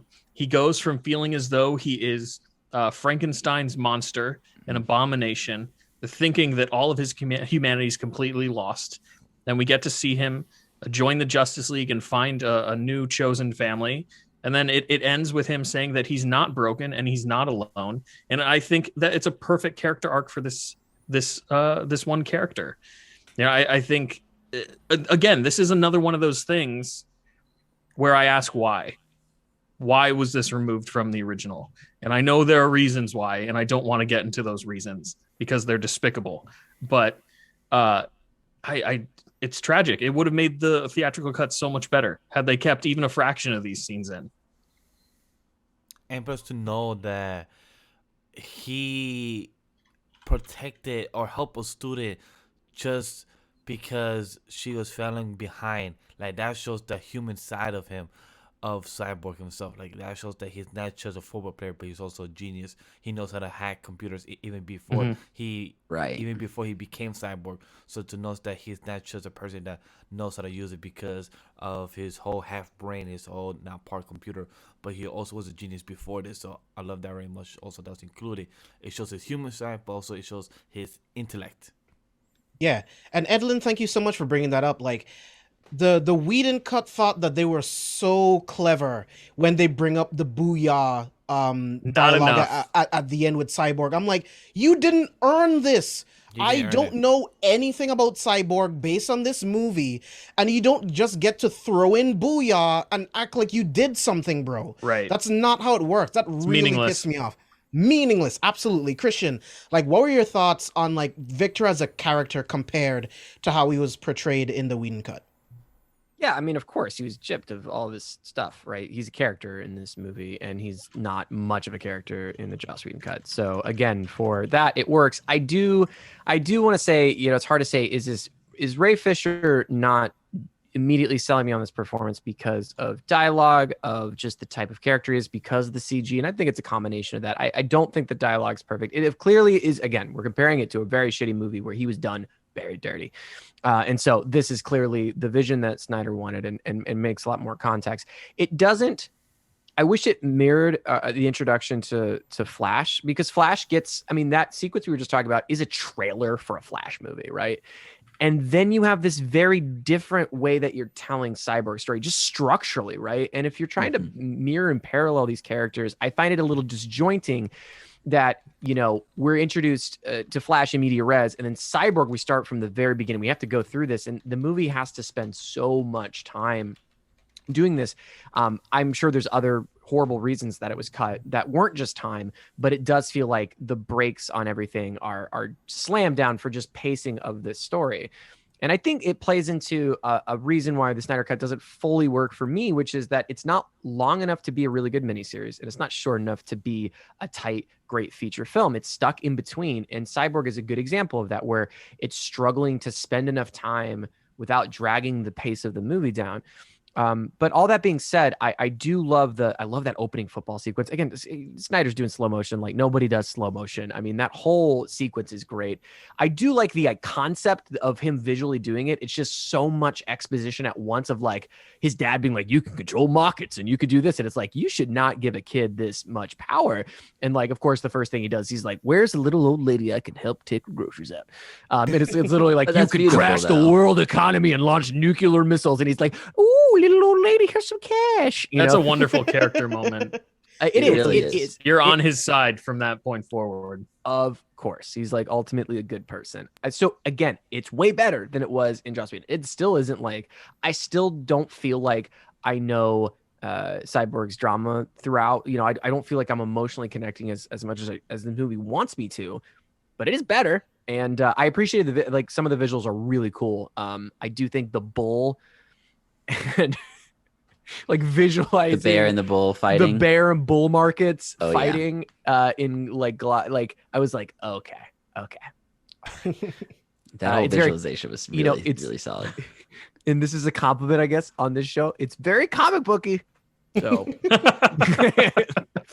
that's a compliment. All right, so for the sake of time, I want to move forward a little bit because I want to be respectful of you guys' time. So one of the next bigger sequences was Steppenwolf going to Atlantis. He fights Mira and Aquaman, and he's able to get that mother box. And then later on, Steppenwolf gets a vision of the anti-life equation being on our Earth, and he finally gets to speak to Darkseid. And who knows how long if he's even seen Darkseid in thousands of years, who knows, right? And we get that sequence with Darkseid coming after the anti-life equation, which in the comics will rewrite the existence since the Big Bang. He can use it to rewrite everything so that everything and everyone is constantly under the rule of Darkseid. And I love the way that they also explain how the mother boxes work. The mother boxes essentially work like a philosopher's stone. It can take matter the way it is, completely break it down, and rebuild it using that material as something else. So I love that and how that plays into what happens later on into the film. So when Batman, Cyborg, and everyone realizes this information, this is how they realize that they can bring Superman back to life by using the mother box to change his physiology to bring him back to life, which is something that's completely like not in the Whedon cut at all. It's just like, okay, well, the mother box is this extremely like huge piece of AI technology, and it's a change engine thing. So with enough power, we can just use it to bring back Superman. It's so less interesting. I think this MacGuffin can be more than a MacGuffin. I think it could be a super MacGuffin. It's definitely Other glossed MacGuffin. over in the Joss Whedon version. Yeah. So I thought that gave like great motivation to like how they were able to bring back Superman. I love the extended sequence of Flash running to power it, and he actually had to run even faster to like reverse time essentially so that he can get the timing right. And that's pretty much going to be just something that gives us a reference to what happens at the end of the film, which is one of my favorite moments in the entire movie, again, because I'm It's a great setup. huge Flash fan. So let's get to the Kryptonian ship, right? They revive Superman. Silas lets them in. Like, how did you guys feel about that sequence compared, again, to how it was in the Whedon cut? I much prefer the longer version of it. I love seeing Superman fighting against the military, him using his heat vision against Batman and his gauntlets that we find out that him and Alfred were working on. So how did you feel about the Superman versus Justice League sequence? And Vash, I'll start with you. I do want to add that I love how in this film of Zack Snyder, we also see how Lois Lane was also going to his memorial 3 times all the time, and the cops said, "Oh, right on time, right on cue all the time." So it's not like in Joss Whedon version, she just pop out of nowhere, like, "Hey, I'm here for plot." So it's like, what the fuck? You just pop out of nowhere just because you see your boyfriend or technically husband that you might be pregnant of and everything? Like, okay, seems like you're here for a reason. But Yeah, in for the original, I think she's Batman's secret weapon. Yeah, Like, that's she how they just, she just explain it. shows Yeah. up. She's Like just in like, this, "Oh, it makes so I have much a more secret sense. weapon." I'm like, huh? How? Sure, cool. Yeah, it makes more sense for them to do it this way. Like, she visits his memorial every single day. We said it in the non-spoiler, but that cop that she visits is Jimmy Olsen from the old Superman movie. So I thought that was a great callback to see him in there. But this is something she does every single day. So the fact that she was there, it makes sense now. She's not For just the some story. That's beautiful. secret weapon. Is like, well, the power of boners is stronger, so we'll just get Superman's girlfriend and she'll fix everything. But anyways, I digress. Vash, back to you. So I love how she popped up there for the reason of the story, because she said, "Oh, what's going on there where my husband is, died and everything." So she goes back and finds out why, and she was a big thing. But I love how Superman kicks their asses. Superman literally beats them up. But one thing that not disappointed, but I get it that Flash is kind of new to this. But in the comics, and like most comics, Flash is faster than Superman. But I guess Superman's just in his angry mode, and he just woke up. He has, he just woke up in the wrong side of the bed, and Barry just got his ass whooped as in speed. But my favorite scene is when Barry and Aquaman was fighting against him, and Superman threw Barry to Aquaman, and just Aquaman just stares at him like, you got in the way. So I love that scene very much. It was great comedy for it. And Wonder Woman kept trying like, "Hey Cal, you got this. We're here for you." And Bruce was ready to die. Like, my dude was just like, he didn't want to die, but he knew like he fucked up, because the reason Clark died was because of Bruce being stupid. Like, "Hey, we gotta kill him because he's a guy." Like, no, you don't. Just have a conversation with him and everything. But I really enjoyed this fight scene. It was way much better executed in story, and was way much better edited as well. Yeah, Brian. Yeah, I thought this scene was great and very, realistic seems like a silly word to use here, but showing just how overpowered Superman is. He like headbutts Diana into solid rock, like multiple feet. And it was just like, wow, this man is out of control. The Flash moment is definitely up there for one of my favorite moments. I know it was in the Joss Whedon cut as well, but it's just so perfect. His Flash being new, he's never had anyone nearly close to his speed, and then he's just blown away seeing Superman being comparable. The look on his face, right? That's just a like, great beat. Dumbfounded. Yeah. And then from that point, he has to pivot and just try to like avoid all of his punches, which he's never had to do before either. Right. So totally different fighting style. Possibly my favorite moment for the whole thing is Batman showing up like 5 minutes late because he has no transportation to get there quickly and just helping out cops. I was like, this is the realest part of this entire movie. And it makes sense. Bruce needs to get some better transportation. I got stuck in 5 o'clock. Yeah, exactly. Christian, what are your thoughts? This is the point where you realize, if you even slightly like appreciated stuff in Joss Whedon's Justice League, that or Justice League, I'm doing it. This is where you realize how much better this movie is for what it's going for. Building up to getting Superman back, and then the terrifying realization that Superman doesn't remember shit and he's pissed, is like building up to that moment. And just even from the fundamental way that they color corrected the shots, it's so much more in line with the tone of the movie. The movie's consistent with that, with the lighting, a lot sharper edges, a lot more contours going on, right? And it's not like this scene was kind of awkward. It's a cool idea, but it was kind of awkward in Joss Whedon's cut. But you still got some of those moments, right? But it just looks way better, and it's way more earned because it feels more dangerous what they're doing. There's more context to what they're doing. The movie doesn't start off with, Superman's coming back, right? And we all knew that, right? But it's just like, there's so much more context and emotional stake throughout. And so the fact that it's a really cool action scene where we get to see all the heroes get their ass whooped by angry, unforgettable Superman who doesn't know who he is, that's a terrifying prospect. And the darker tones work with that because that's what Snyder made. And this is one of the high points for me, of course, because it's just like, it's that like, who would win in a fight? All of the Justice League, it's Superman or Superman. Come on, who doesn't want to see that? And the fact that it's on film in a really digestible way is super cool. Yeah, I loved it, man. Chris, I'm going to toss it to you. And then after that, I want to jump into the third act of this movie. So talk to me about how you felt about this fight sequence compared to the Whedon cut. Oh, I everything that Christian said is on point. Contextually, tonally, it's all fitting within the context of this new cut of the film. Yeah, Zack Snyder has elongated several of these fight scenes to make it seem a little more epic. Out of this whole sequence, obviously I really like that Flash moment where he's running really fast and Clark is able to turn and see exactly where he's moving. But even taking it back a little bit, talking about them before they resurrect him, I love how adamant Bruce is about bringing him back.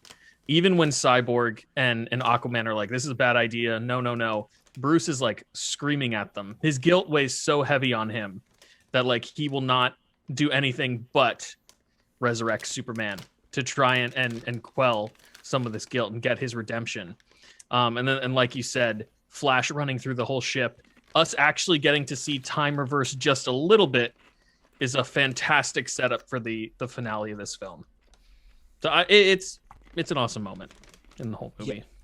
Yeah, man. I much prefer that all of these scenes are just longer. You know what I mean? Like, as a comic book fan, I never want these moments to end. I want them to go long as possible, right? Yeah. And as a film nerd, it's like, all right, well, you could have cut this here, you could have cut this here. Like, realistically, watching it a second time, I'm like, this movie could have been 340, right? There's probably 20 minutes. It definitely could have been 340, and I'll tell you why when we get to the very end of this movie. But you're 100% right. Yeah, this could have easily been 340. There's things that you could have cut out that didn't need to be as long. But if it's going to be Zack Snyder's Justice League, if this is the last thing we're going to get from the Snyderverse, I'm glad that we have all of this stuff, and I'm super grateful for it. So right. I'll take all of those moments. So I want to get into the third act, and we're pretty much just going to talk about our favorite moments from the third act. And Brian, I would love to start with you. What were some of your favorite moments from the third act of the movie? All right. So potentially top scene for me is the Batmobile chase scene once Batman breaks through. This is the best elements of Zack Snyder. The slow-mo, the gorgeous shot composition, the awesome action. It was just, I was totally in for it. And this is where the movie just doesn't stop until the epilogue at this point. So I was just totally on for the ride at this point. But yeah, I think that, as well as the Flash actually reversing time and the visuals tied to that, is some of the most astonishing stuff in any DC movie. I think the things he says in that moment don't exactly nail it for me. The stuff about his father, but all in all, yeah, I think the Batman chase scene has got to take the cake for me. And I did want to, I don't know if we're talking about the very end, but something that I caught on rewatch. You can, yeah. When Superman is just pounding into Steppenwolf, I noticed that there were similar shock waves to his pounding to him at his cries at the beginning, which is something that I didn't catch prior, and it was just a perfect wrapping up of his whole arc throughout the movie. So yeah, those I think were some of my top tier third act moments. Yeah. Christian, what about you? What were some of your favorite moments from the third act? Yeah, this third act goes, it was all worth it. I know it's a little too long. I know you can hang in there. I know it seems really extended. It's a really you earned it, champ. Cut, but you earned it. My man. My man. That's my favorite line in the whole movie. Right. I kind of love. I think it works so well that Aquaman's not in this movie a lot because he's like the least developed character, clearly, and like he's just kind of cool Aquaman, and he's just allowed to be that Cool and shirtless. Cool and well, of course, Jason Momoa. Credit. I could take Mimosa that man. You know what I mean?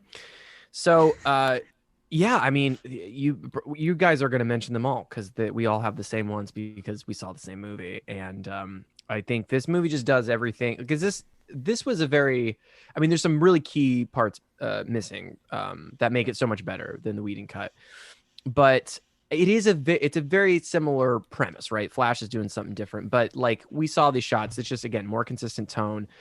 But I have to say, like, it just earns every moment so much more, right? And adding that Flash bit at the end, it just reminds you what we were building towards and what was important in us, like fearing Steppenwolf, like Steppenwolf whooping all their asses, and like he'd been such a formidable foe, and to have that payoff of finally having, you know, Superman come back. I mean, that moment, I mean, come on, like Superman land, like, cause we're all stressed and everything's crazy, but Superman landing, getting the axe, frost breath, which is like, isn't this the first time that we've seen that in the entire in this universe? Yeah.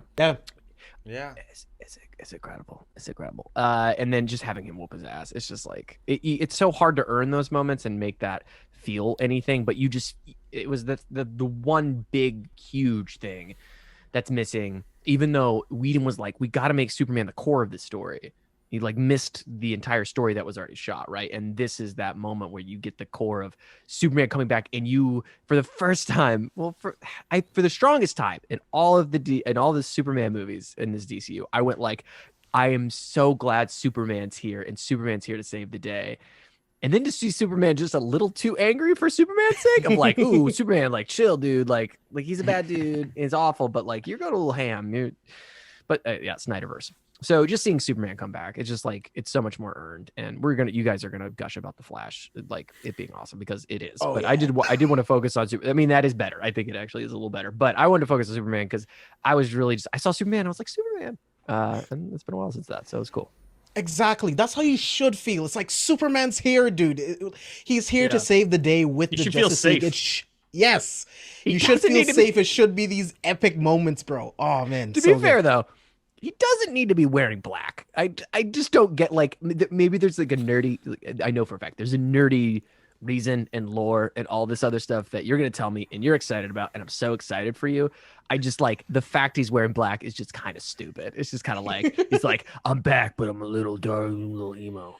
For the sake of doing the death of Superman and resurrection, like in the comics, he does, when he's resurrected, he does start off in the black suit before he transitions again. It's a means to him to absorb the radiation. Where's my mullet, though? Where's my mullet? I needed right? I was like, where's the mullet?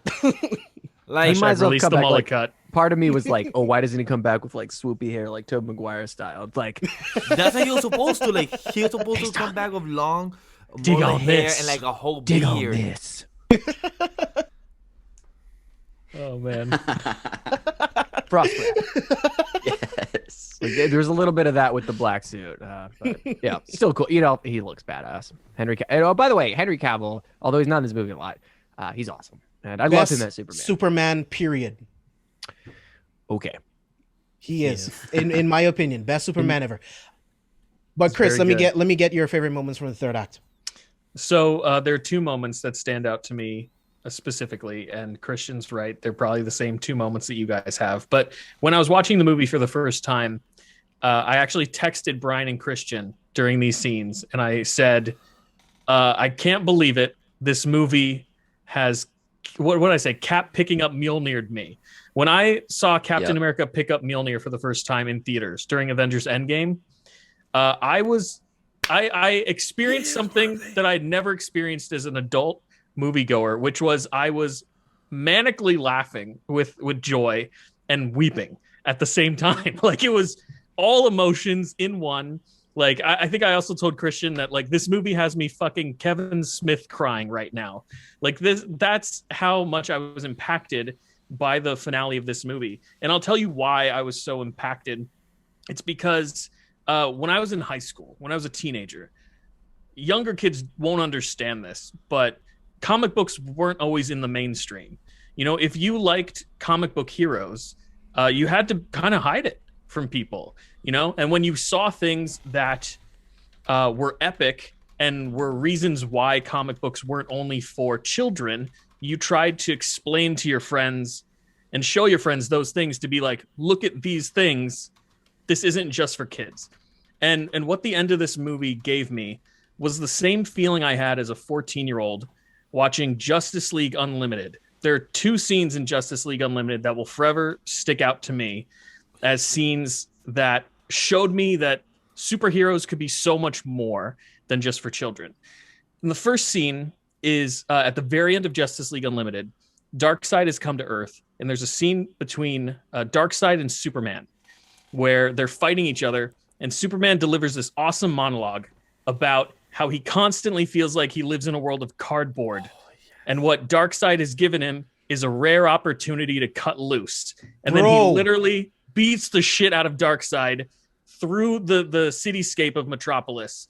And it's just such an epic monologue. And even talking about it's giving me goosebumps right now. Same, bro. That sounds pretty awesome. Superman arriving and saying, "I'm not impressed," and then shattering Steppenwolf's axe gave me the exact same feeling that scene from Justice League Unlimited gave me when I was 14 years old. And then after that, in regards to The Flash, the second Justice League Unlimited scene that I would always reference in high school and try to show people. Brainiac. Yes, I already knew you're going to say it. So Brainiac and Lex Luthor play the long con in this season of Justice League, where at the very end, they merge together to become this god being, and the Justice League cannot beat them. And then Flash realizes that if he runs around the Earth and goes faster than he ever has before, he can actually crack through this Brainiac armor that Lex Luthor is wearing. So there's this epic moment where you see him circling the Earth and like gradually ripping off armor pieces off of Lex Luthor. The rest of the Justice League is completely down, but he runs so fast that he enters the Speed Force and you think he's dead. And it's this epic moment in the cartoon where you're like, what is that? This is a children's show, but this is so emotionally impactful. And again, seeing Ezra Miller as the Flash run back through time to right the wrong at the end of this movie, and his whole callback to the conversation he has with his dad, make your own future, make your own past, it's all now. The same emotional experience as I had when I was 14 again at the end of this fucking movie. And it's just moments like that where you realize why these characters can be so impactful. Whether you're 14 or 32, it doesn't matter. People love these characters, right? So I know that was long-winded. I'm sorry. But those are my two favorite moments out of this whole fucking movie. No, that was great, man. And that was amazing, right? dude. It's That was hopeful. amazing. I reached James Barnes' level of passion in that moment. I love it because you Bow down brought to it. reference to Justice League Unlimited, and I'm currently rewatching that. Haven't gotten to those scenes. I yet, hope I but didn't spoil that for No, you. no. I'm sorry. I grew up with it, so I have seen it when I was younger, but I'm just rewatching it just for nostalgia and everything. So, but when you brought those up, I'm like, that's an extra sweaty level of jump snap. I'm like, oh, awesome. Yeah, that was one of my favorite moments of the Flash period in any medium, bro. Because that took me back to, Crisis, where Barry sacrificed himself. Right. You know what I mean? Like it took me back to that, and it was great to see Wally doing something of that caliber. But Vash, I'm gonna toss it to you, and then I'll give my favorite moments. So one before I say my two favorite moments, I want to say props to the parademon that shot Barry. Cause like my dude was aiming at, like he was like, I'm gonna just wait. I'm the most special parademon throughout all of them because I know how to aim and hit Barry. That's going the fastest, man. Like my dude got the best aim through everyone. Somehow he got Barry, and he There's was an going entire like 4-hour Snyder movie that's just about that parademon. Just him aiming. being the just hero. him aiming and just The becoming journey hero. that he's the main character of his story. And we watch him go through the parademon ranks, and everybody's like, "You gotta sniff fear," and he's like, "I am fear." And it's all very long. I'd A lot of watch that. slow-mo, lots of slow-mo. Luckily, he yeah, only props to had him to because pan I just 45 want- degrees. I just really wanted to shout that out. And the second thing I wanted to point out, I love how in the third act of the film, Martian Manhunter comes at the end of this end credit scene and be like, "Hey, just saying, if you need me in the future, I'm here." I'm like, "Bitch, so where the fuck were you when we were fighting Steppenwolf then? Like, we kind of needed you. Like, we had to resurrect Superman just because we had no big guns. But if you're a big gun, why weren't you with us?" It's like, I was pretending to be Martha Kent. My bad. yeah, like, Because Warner Brothers locked me in a cage. so like that's one thing that really fucked me up throughout the whole film. Like, if you're gonna come to Bruce literally at the end of the film and ask like, "Hey, if you're gonna build a team, I'm here for you." I'm like, Yeah, it's almost like it makes the movie worse. slightly bother me that that's like my one con. I'm like, I get what you're doing, Zach, but if you really needed him, you should have told him like, "Yo, my guy, we needed you." But my favorite scene is what Chris brought up.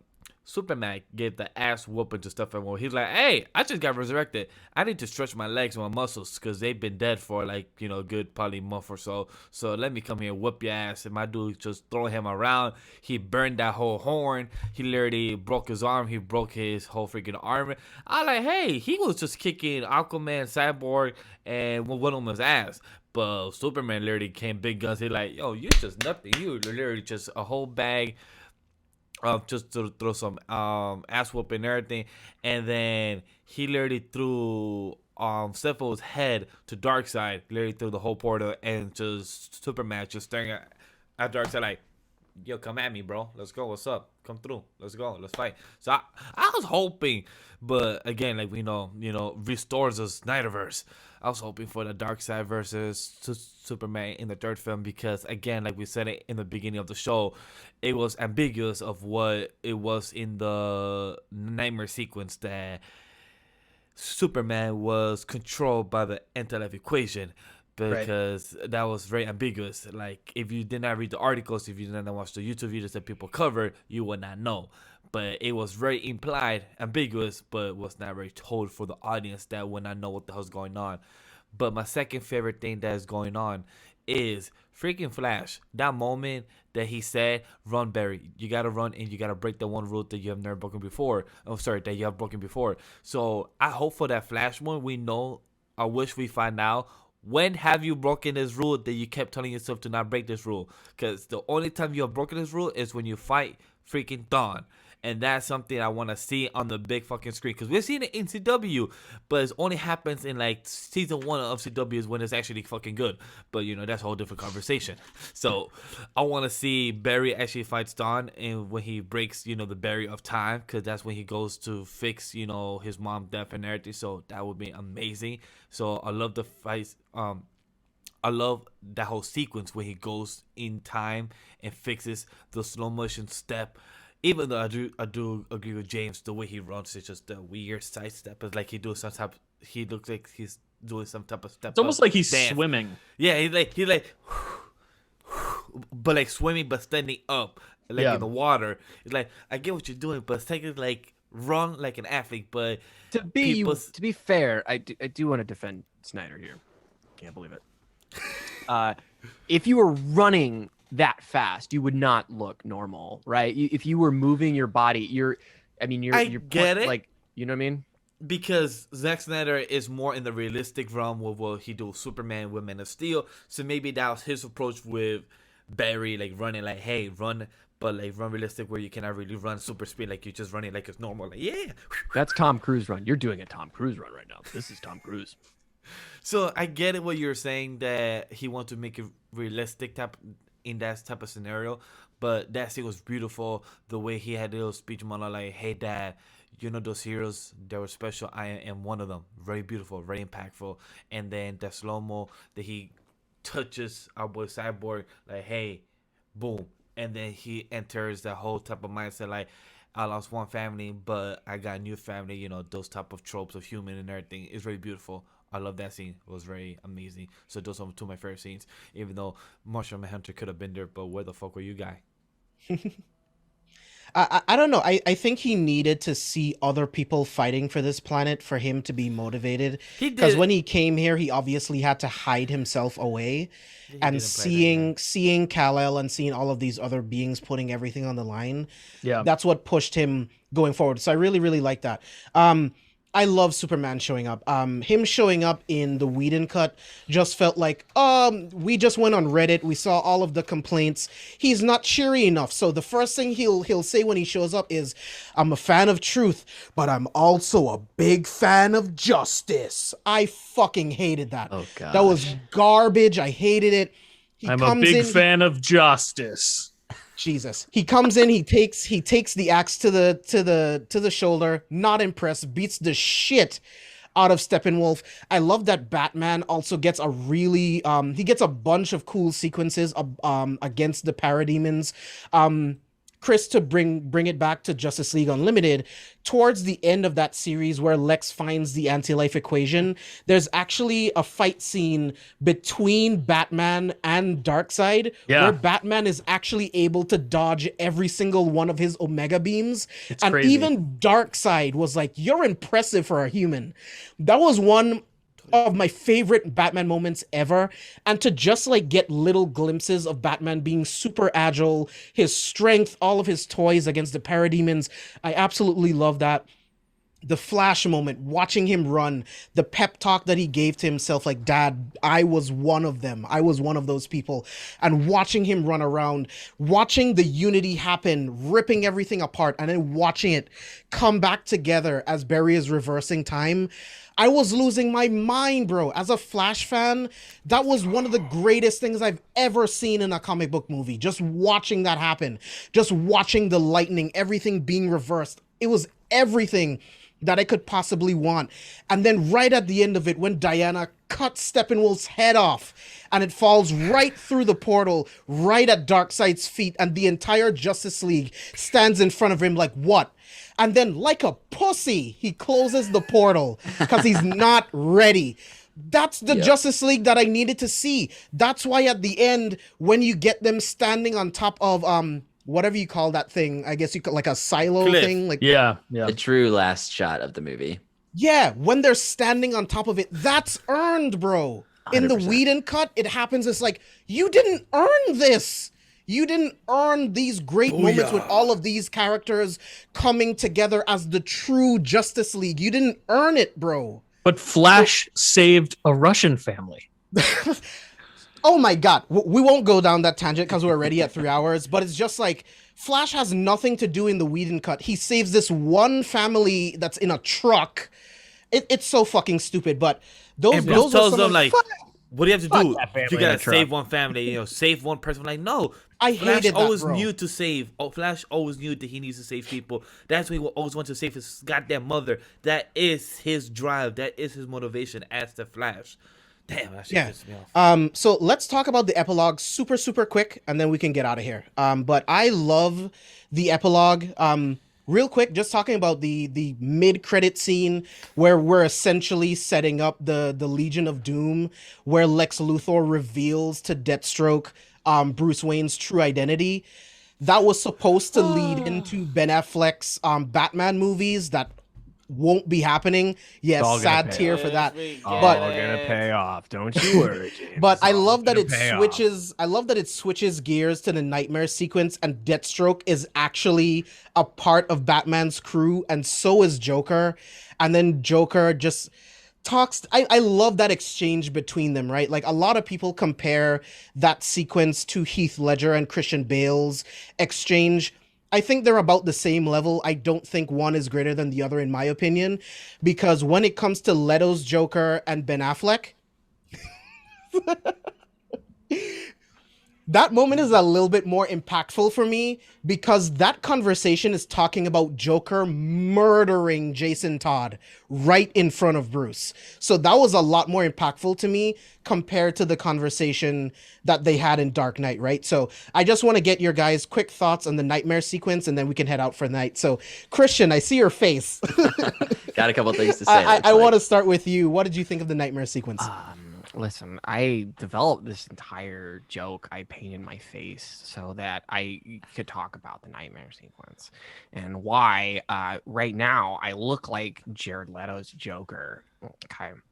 And not I don't look like Jared Leto's Joker is the point that I'm making. And I did all this for this moment because how ridiculous is it that I painted my fucking face and have this bullshit background behind me for no reason other than it's fun, right? And it's fun. This is fun to have it. But Jared Leto's Joker did not earn this, and it's not Jared Leto's fault. Like, I mean, it's kind of his fault because the Joker's kind of all over the fucking place.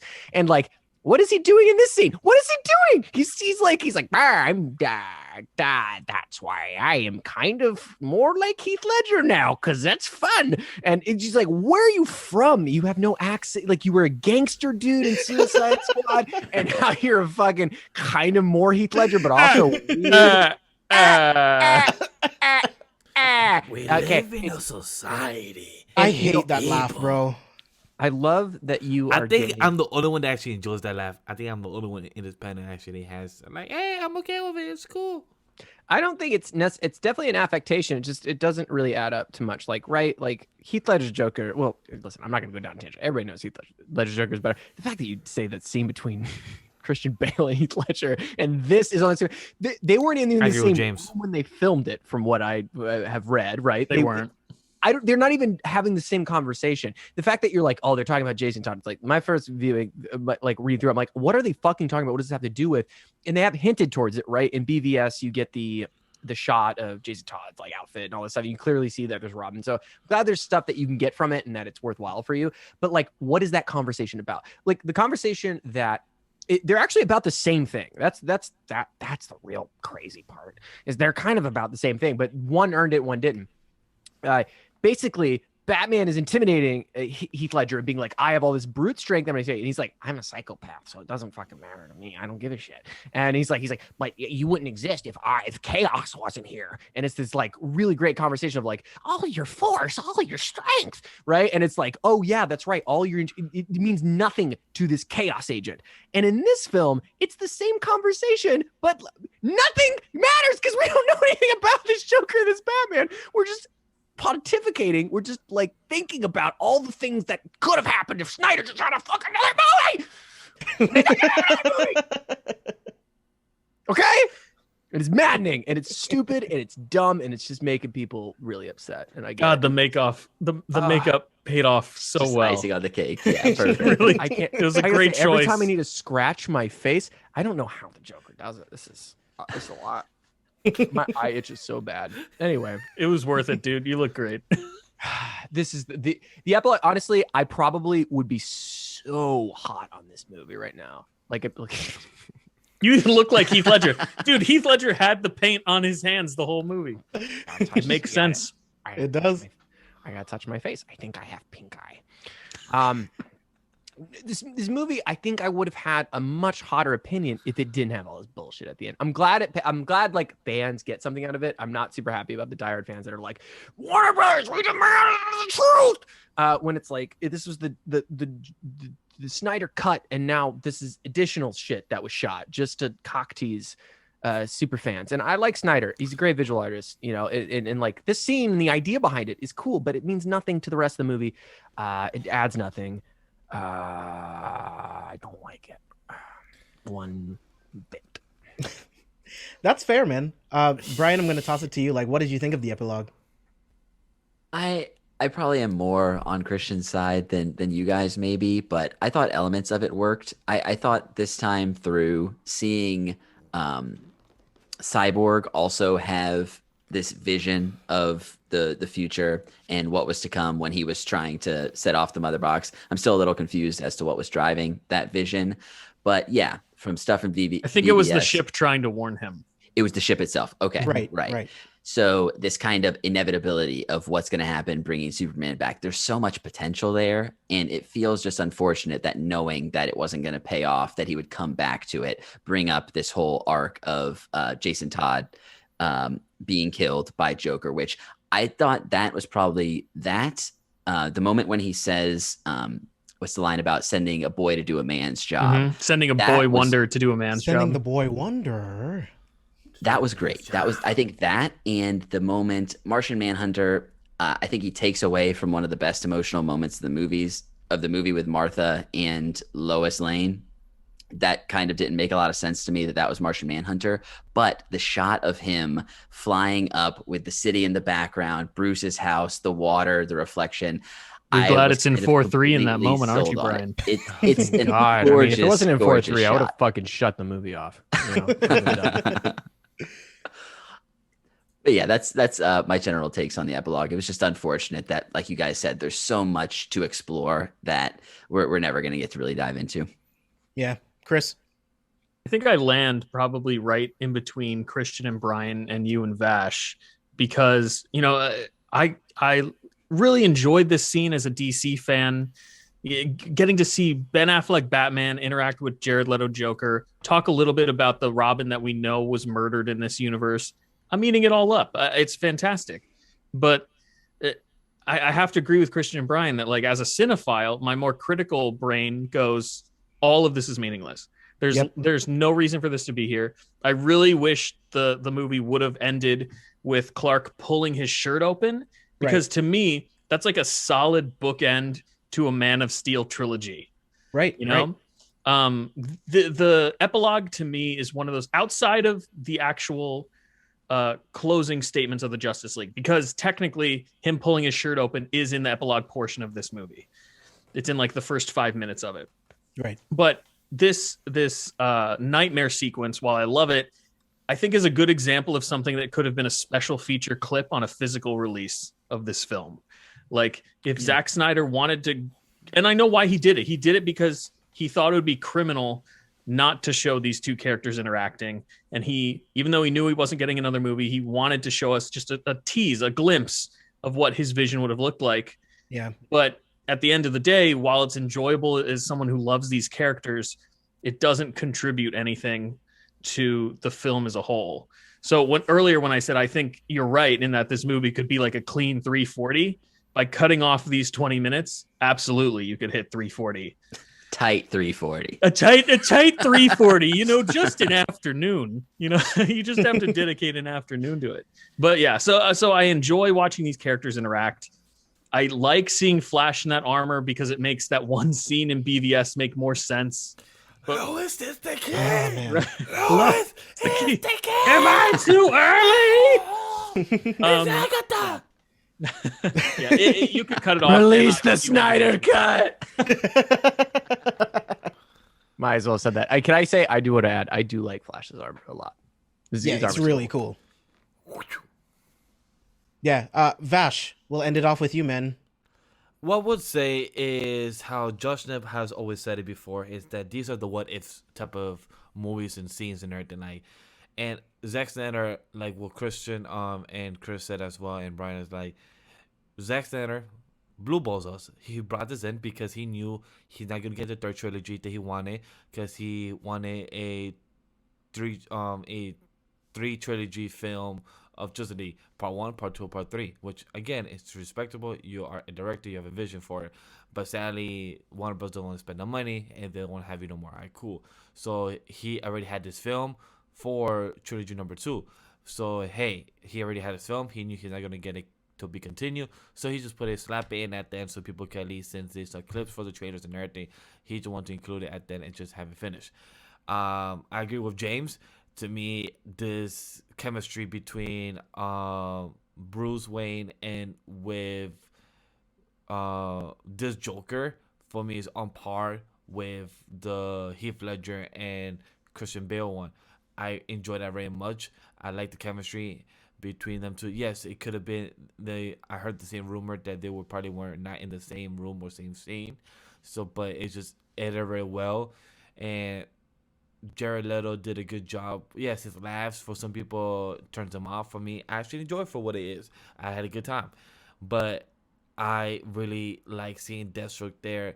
I wish they could have continued the Legion of Doom stuff with Deathstroke. We could have seen a better version of Lex Luthor improve this ending scene. Like, we didn't need the whole lollipop inside the mouth. It was weird back then. And that was just some weird shit. The fuck, I don't know. Dude, that Jolly Rancher scene is great. Oh yeah, Jolly Rancher. It was just ridiculous. It was cringy as hell.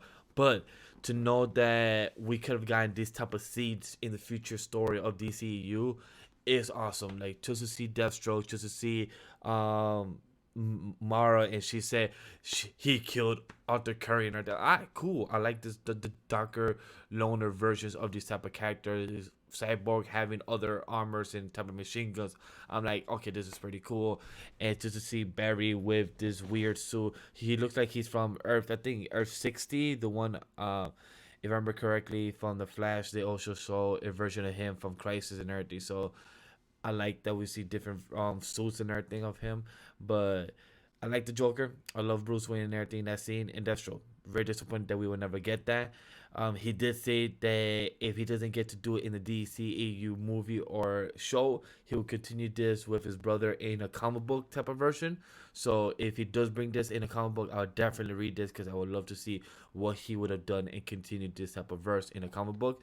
And yeah, he said he talked to Jim Lee about illustrating it. Yes, that would be awesome. Wow. So yeah, that'll be awesome. So good. If he could do that with Jim Lee as well, that would be awesome as well. Because I would definitely buy that. I would definitely buy the hard copy. Now, Jim, how do we put the I want the viewer, the reader of the comic book to open it, but I need it to be slow. I need it to be very slow, and it needs to be 800 pages. Ratio, and 4:3 ratio as well. But overall, I had a good time with this epilogue. Sucks that, like, yes, I get where Christian and Brian are coming from. That sucks that it doesn't really add anything to the film. Yes, they blew balls. It was very hard body. Like, it was some beautiful, like how James liked his woman, long thighs and tall. It sucks that we just saw it from afar. There was not up close for us to see, like, a striptease. Very sad that we could actually spend time with them. But overall, I had a good time. What is Bruce? I do have a question for you guys. If you can answer it. What does Bruce Wayne say in this ending scene? He says, "Fuck you, I'm gonna kill you," or something like that. I'm gonna fucking kill you. And I will fucking kill you. Yeah, and he's got because he talks about holding Harley as she's dying. Yeah. Why does he has the That's voice thing on, and it's like, dude, we know what you sound like. Yeah, he's a voice modulator. Like, we know you're Bruce Wayne. Like, and but he call you Brucey. The real Joker Batman, I know, and that I embody right now would have been like, Bruce, you don't have to use your voice. I know what you sound like. Batman is who he is. The Bruce Wayne voice is the one he's acting with. Right. That is very accurate. That is who he is. This was an incredible review. I really, really appreciate you guys coming on the show and sticking it out with us. Oh, you don't want to do We've been another 45? We could do another type 45. I mean, I put on makeup for this shit. Did you guys put on makeup for this shit? Technically, we could do another 40 minutes to reach that nice 4-hour mark. Just like, have a full discussion. Because I don't mean James would do a future commentary of that 4-hour film. And now We will. That'd be like our Endgame episode, nearly as long as the game itself. Yeah, it was. Yeah, I thought this was a really good deep dive. I really, really appreciate having you guys here. I respect all of your opinions on media in general. So when I tell you it is an honor to have you guys on the show, it really is an honor. And I personally can't wait to be back on the Pop-O-Holics podcast. I love you guys. I love the content that you make. Pop-O-Holics is literally my favorite podcast running right now. And my again, gosh. I really, Thank you really so much, appreciate you dude. guys. So, Christian, I want to start with you. Tell the people where they can find you online and what projects you're working on. Yes, you can find me at Christian Kady. You can also find my band at Midnight Satire. Search for Midnight Satire on your favorite streaming platform. I make music, more music coming soon. And of course, Pop-O-Holics at Pop-O-Holics and Pop-O-Holics Podcast. Subscribe to it. I'm the host of that show. I dress up like this every podcast, but we're audio only. So this is really the only time it paid It's off. more for me and Brian than anything else. But we've been telling them to do YouTube videos as well, because they should. Because I would love to see. We are on this. YouTube now. So if you subscribe to Pop-O-Holics, you will get our But do podcast main videos, feed though. and our old stuff. Hey, they're, it's all stuff is happening. The process. It's a process. You gotta trust the process. Chris? You can find me on Twitter at Chris Conkling, talking about all things nerdy, video games, television, movies, designer collectibles, you name it, I'm talking about it. And hot toys. Yes, always hot toys. Brian? Hey, yeah, you guys can find me on Twitter at True Pop-O-Holic. And I just want to thank you, James, you, Vash, for having us. This has been super awesome. The pleasure was ours, truly. But yeah, it really is. This has been so awesome seeing you guys every week inform me about all of the comic book stuff that I'm unaware of while watching this show, these shows and this content. And yeah, it's been great. And I can't wait to do more stuff with you guys in the future. Thank you it's guys gonna for be having awesome. us. Yeah, for sure. Vash? You guys can find me everywhere at Legendary Vash, and definitely me and James and the crew just opened our membership for the YouTube channel of Anime Lately brand. And if you guys want to use emojis of James screaming at me, telling me that I'm wrong, so I'm use never the going to let emoji. this down. Yep, you're never, because I'm gonna use James, a lot more. I do have to say, I watched you say that, and I was like, that's not right. Vash is right. I know. I was laughing because when he said that, I was like, this is going to bite him in the ass, and I'm going to turn this around against him. Couldn't save you. The supreme nerd in me was like, no, that's not correct at all. It happens to all of us. It happens to all of us. Don't worry. I felt bad for James, because then he sent me a whole text like, hey man, I'm sorry about that. Like, James, we're friends. I told him to say, mistakes happen. But then I'm like, hey, I could get memes out of this, so I had no problem with this, because I got like 3 gifts that I'm just waiting for people to subscribe to the membership. We have a $2 tier and a $3 tier. So if you guys want to subscribe to that, we will make more emojis. I will make more emojis of James, Ray, and Sam. Not myself, because I'm the one that does it. You and I get any of myself emojis. You guys are going to get one. But Ray, James, and Sam, you got a lot of them. So definitely subscribe to that. And definitely follow us on Legendary Vash and subscribe to the Villains podcast on iTunes and everywhere else, because it supports us. And also, subscribe to the Careful Spoilers, because what the fuck you doing? Don't blue balls us. Help us out. Give us the Careful Spoilers cut. You guys want that. C4S cut. Again, guys, I really, really appreciate every single one of you being here. You can follow me all over social media at JB Exclusive and at C4 Spoilers. All of our social medias, all of the links to Pop-O-Holics on Twitter, Instagram, Facebook, on iTunes, YouTube, all of that stuff will be in the description below. So make sure you guys support these amazing creators. Like I said before, they have my favorite podcast running right now. So support these guys, and they will be back on Villains. Vash and I will be back on a future episode of Pop-O-Holics, we hope. Can't wait to do future collaborations with you guys. Absolutely. Yeah, so we will see you guys on the next one.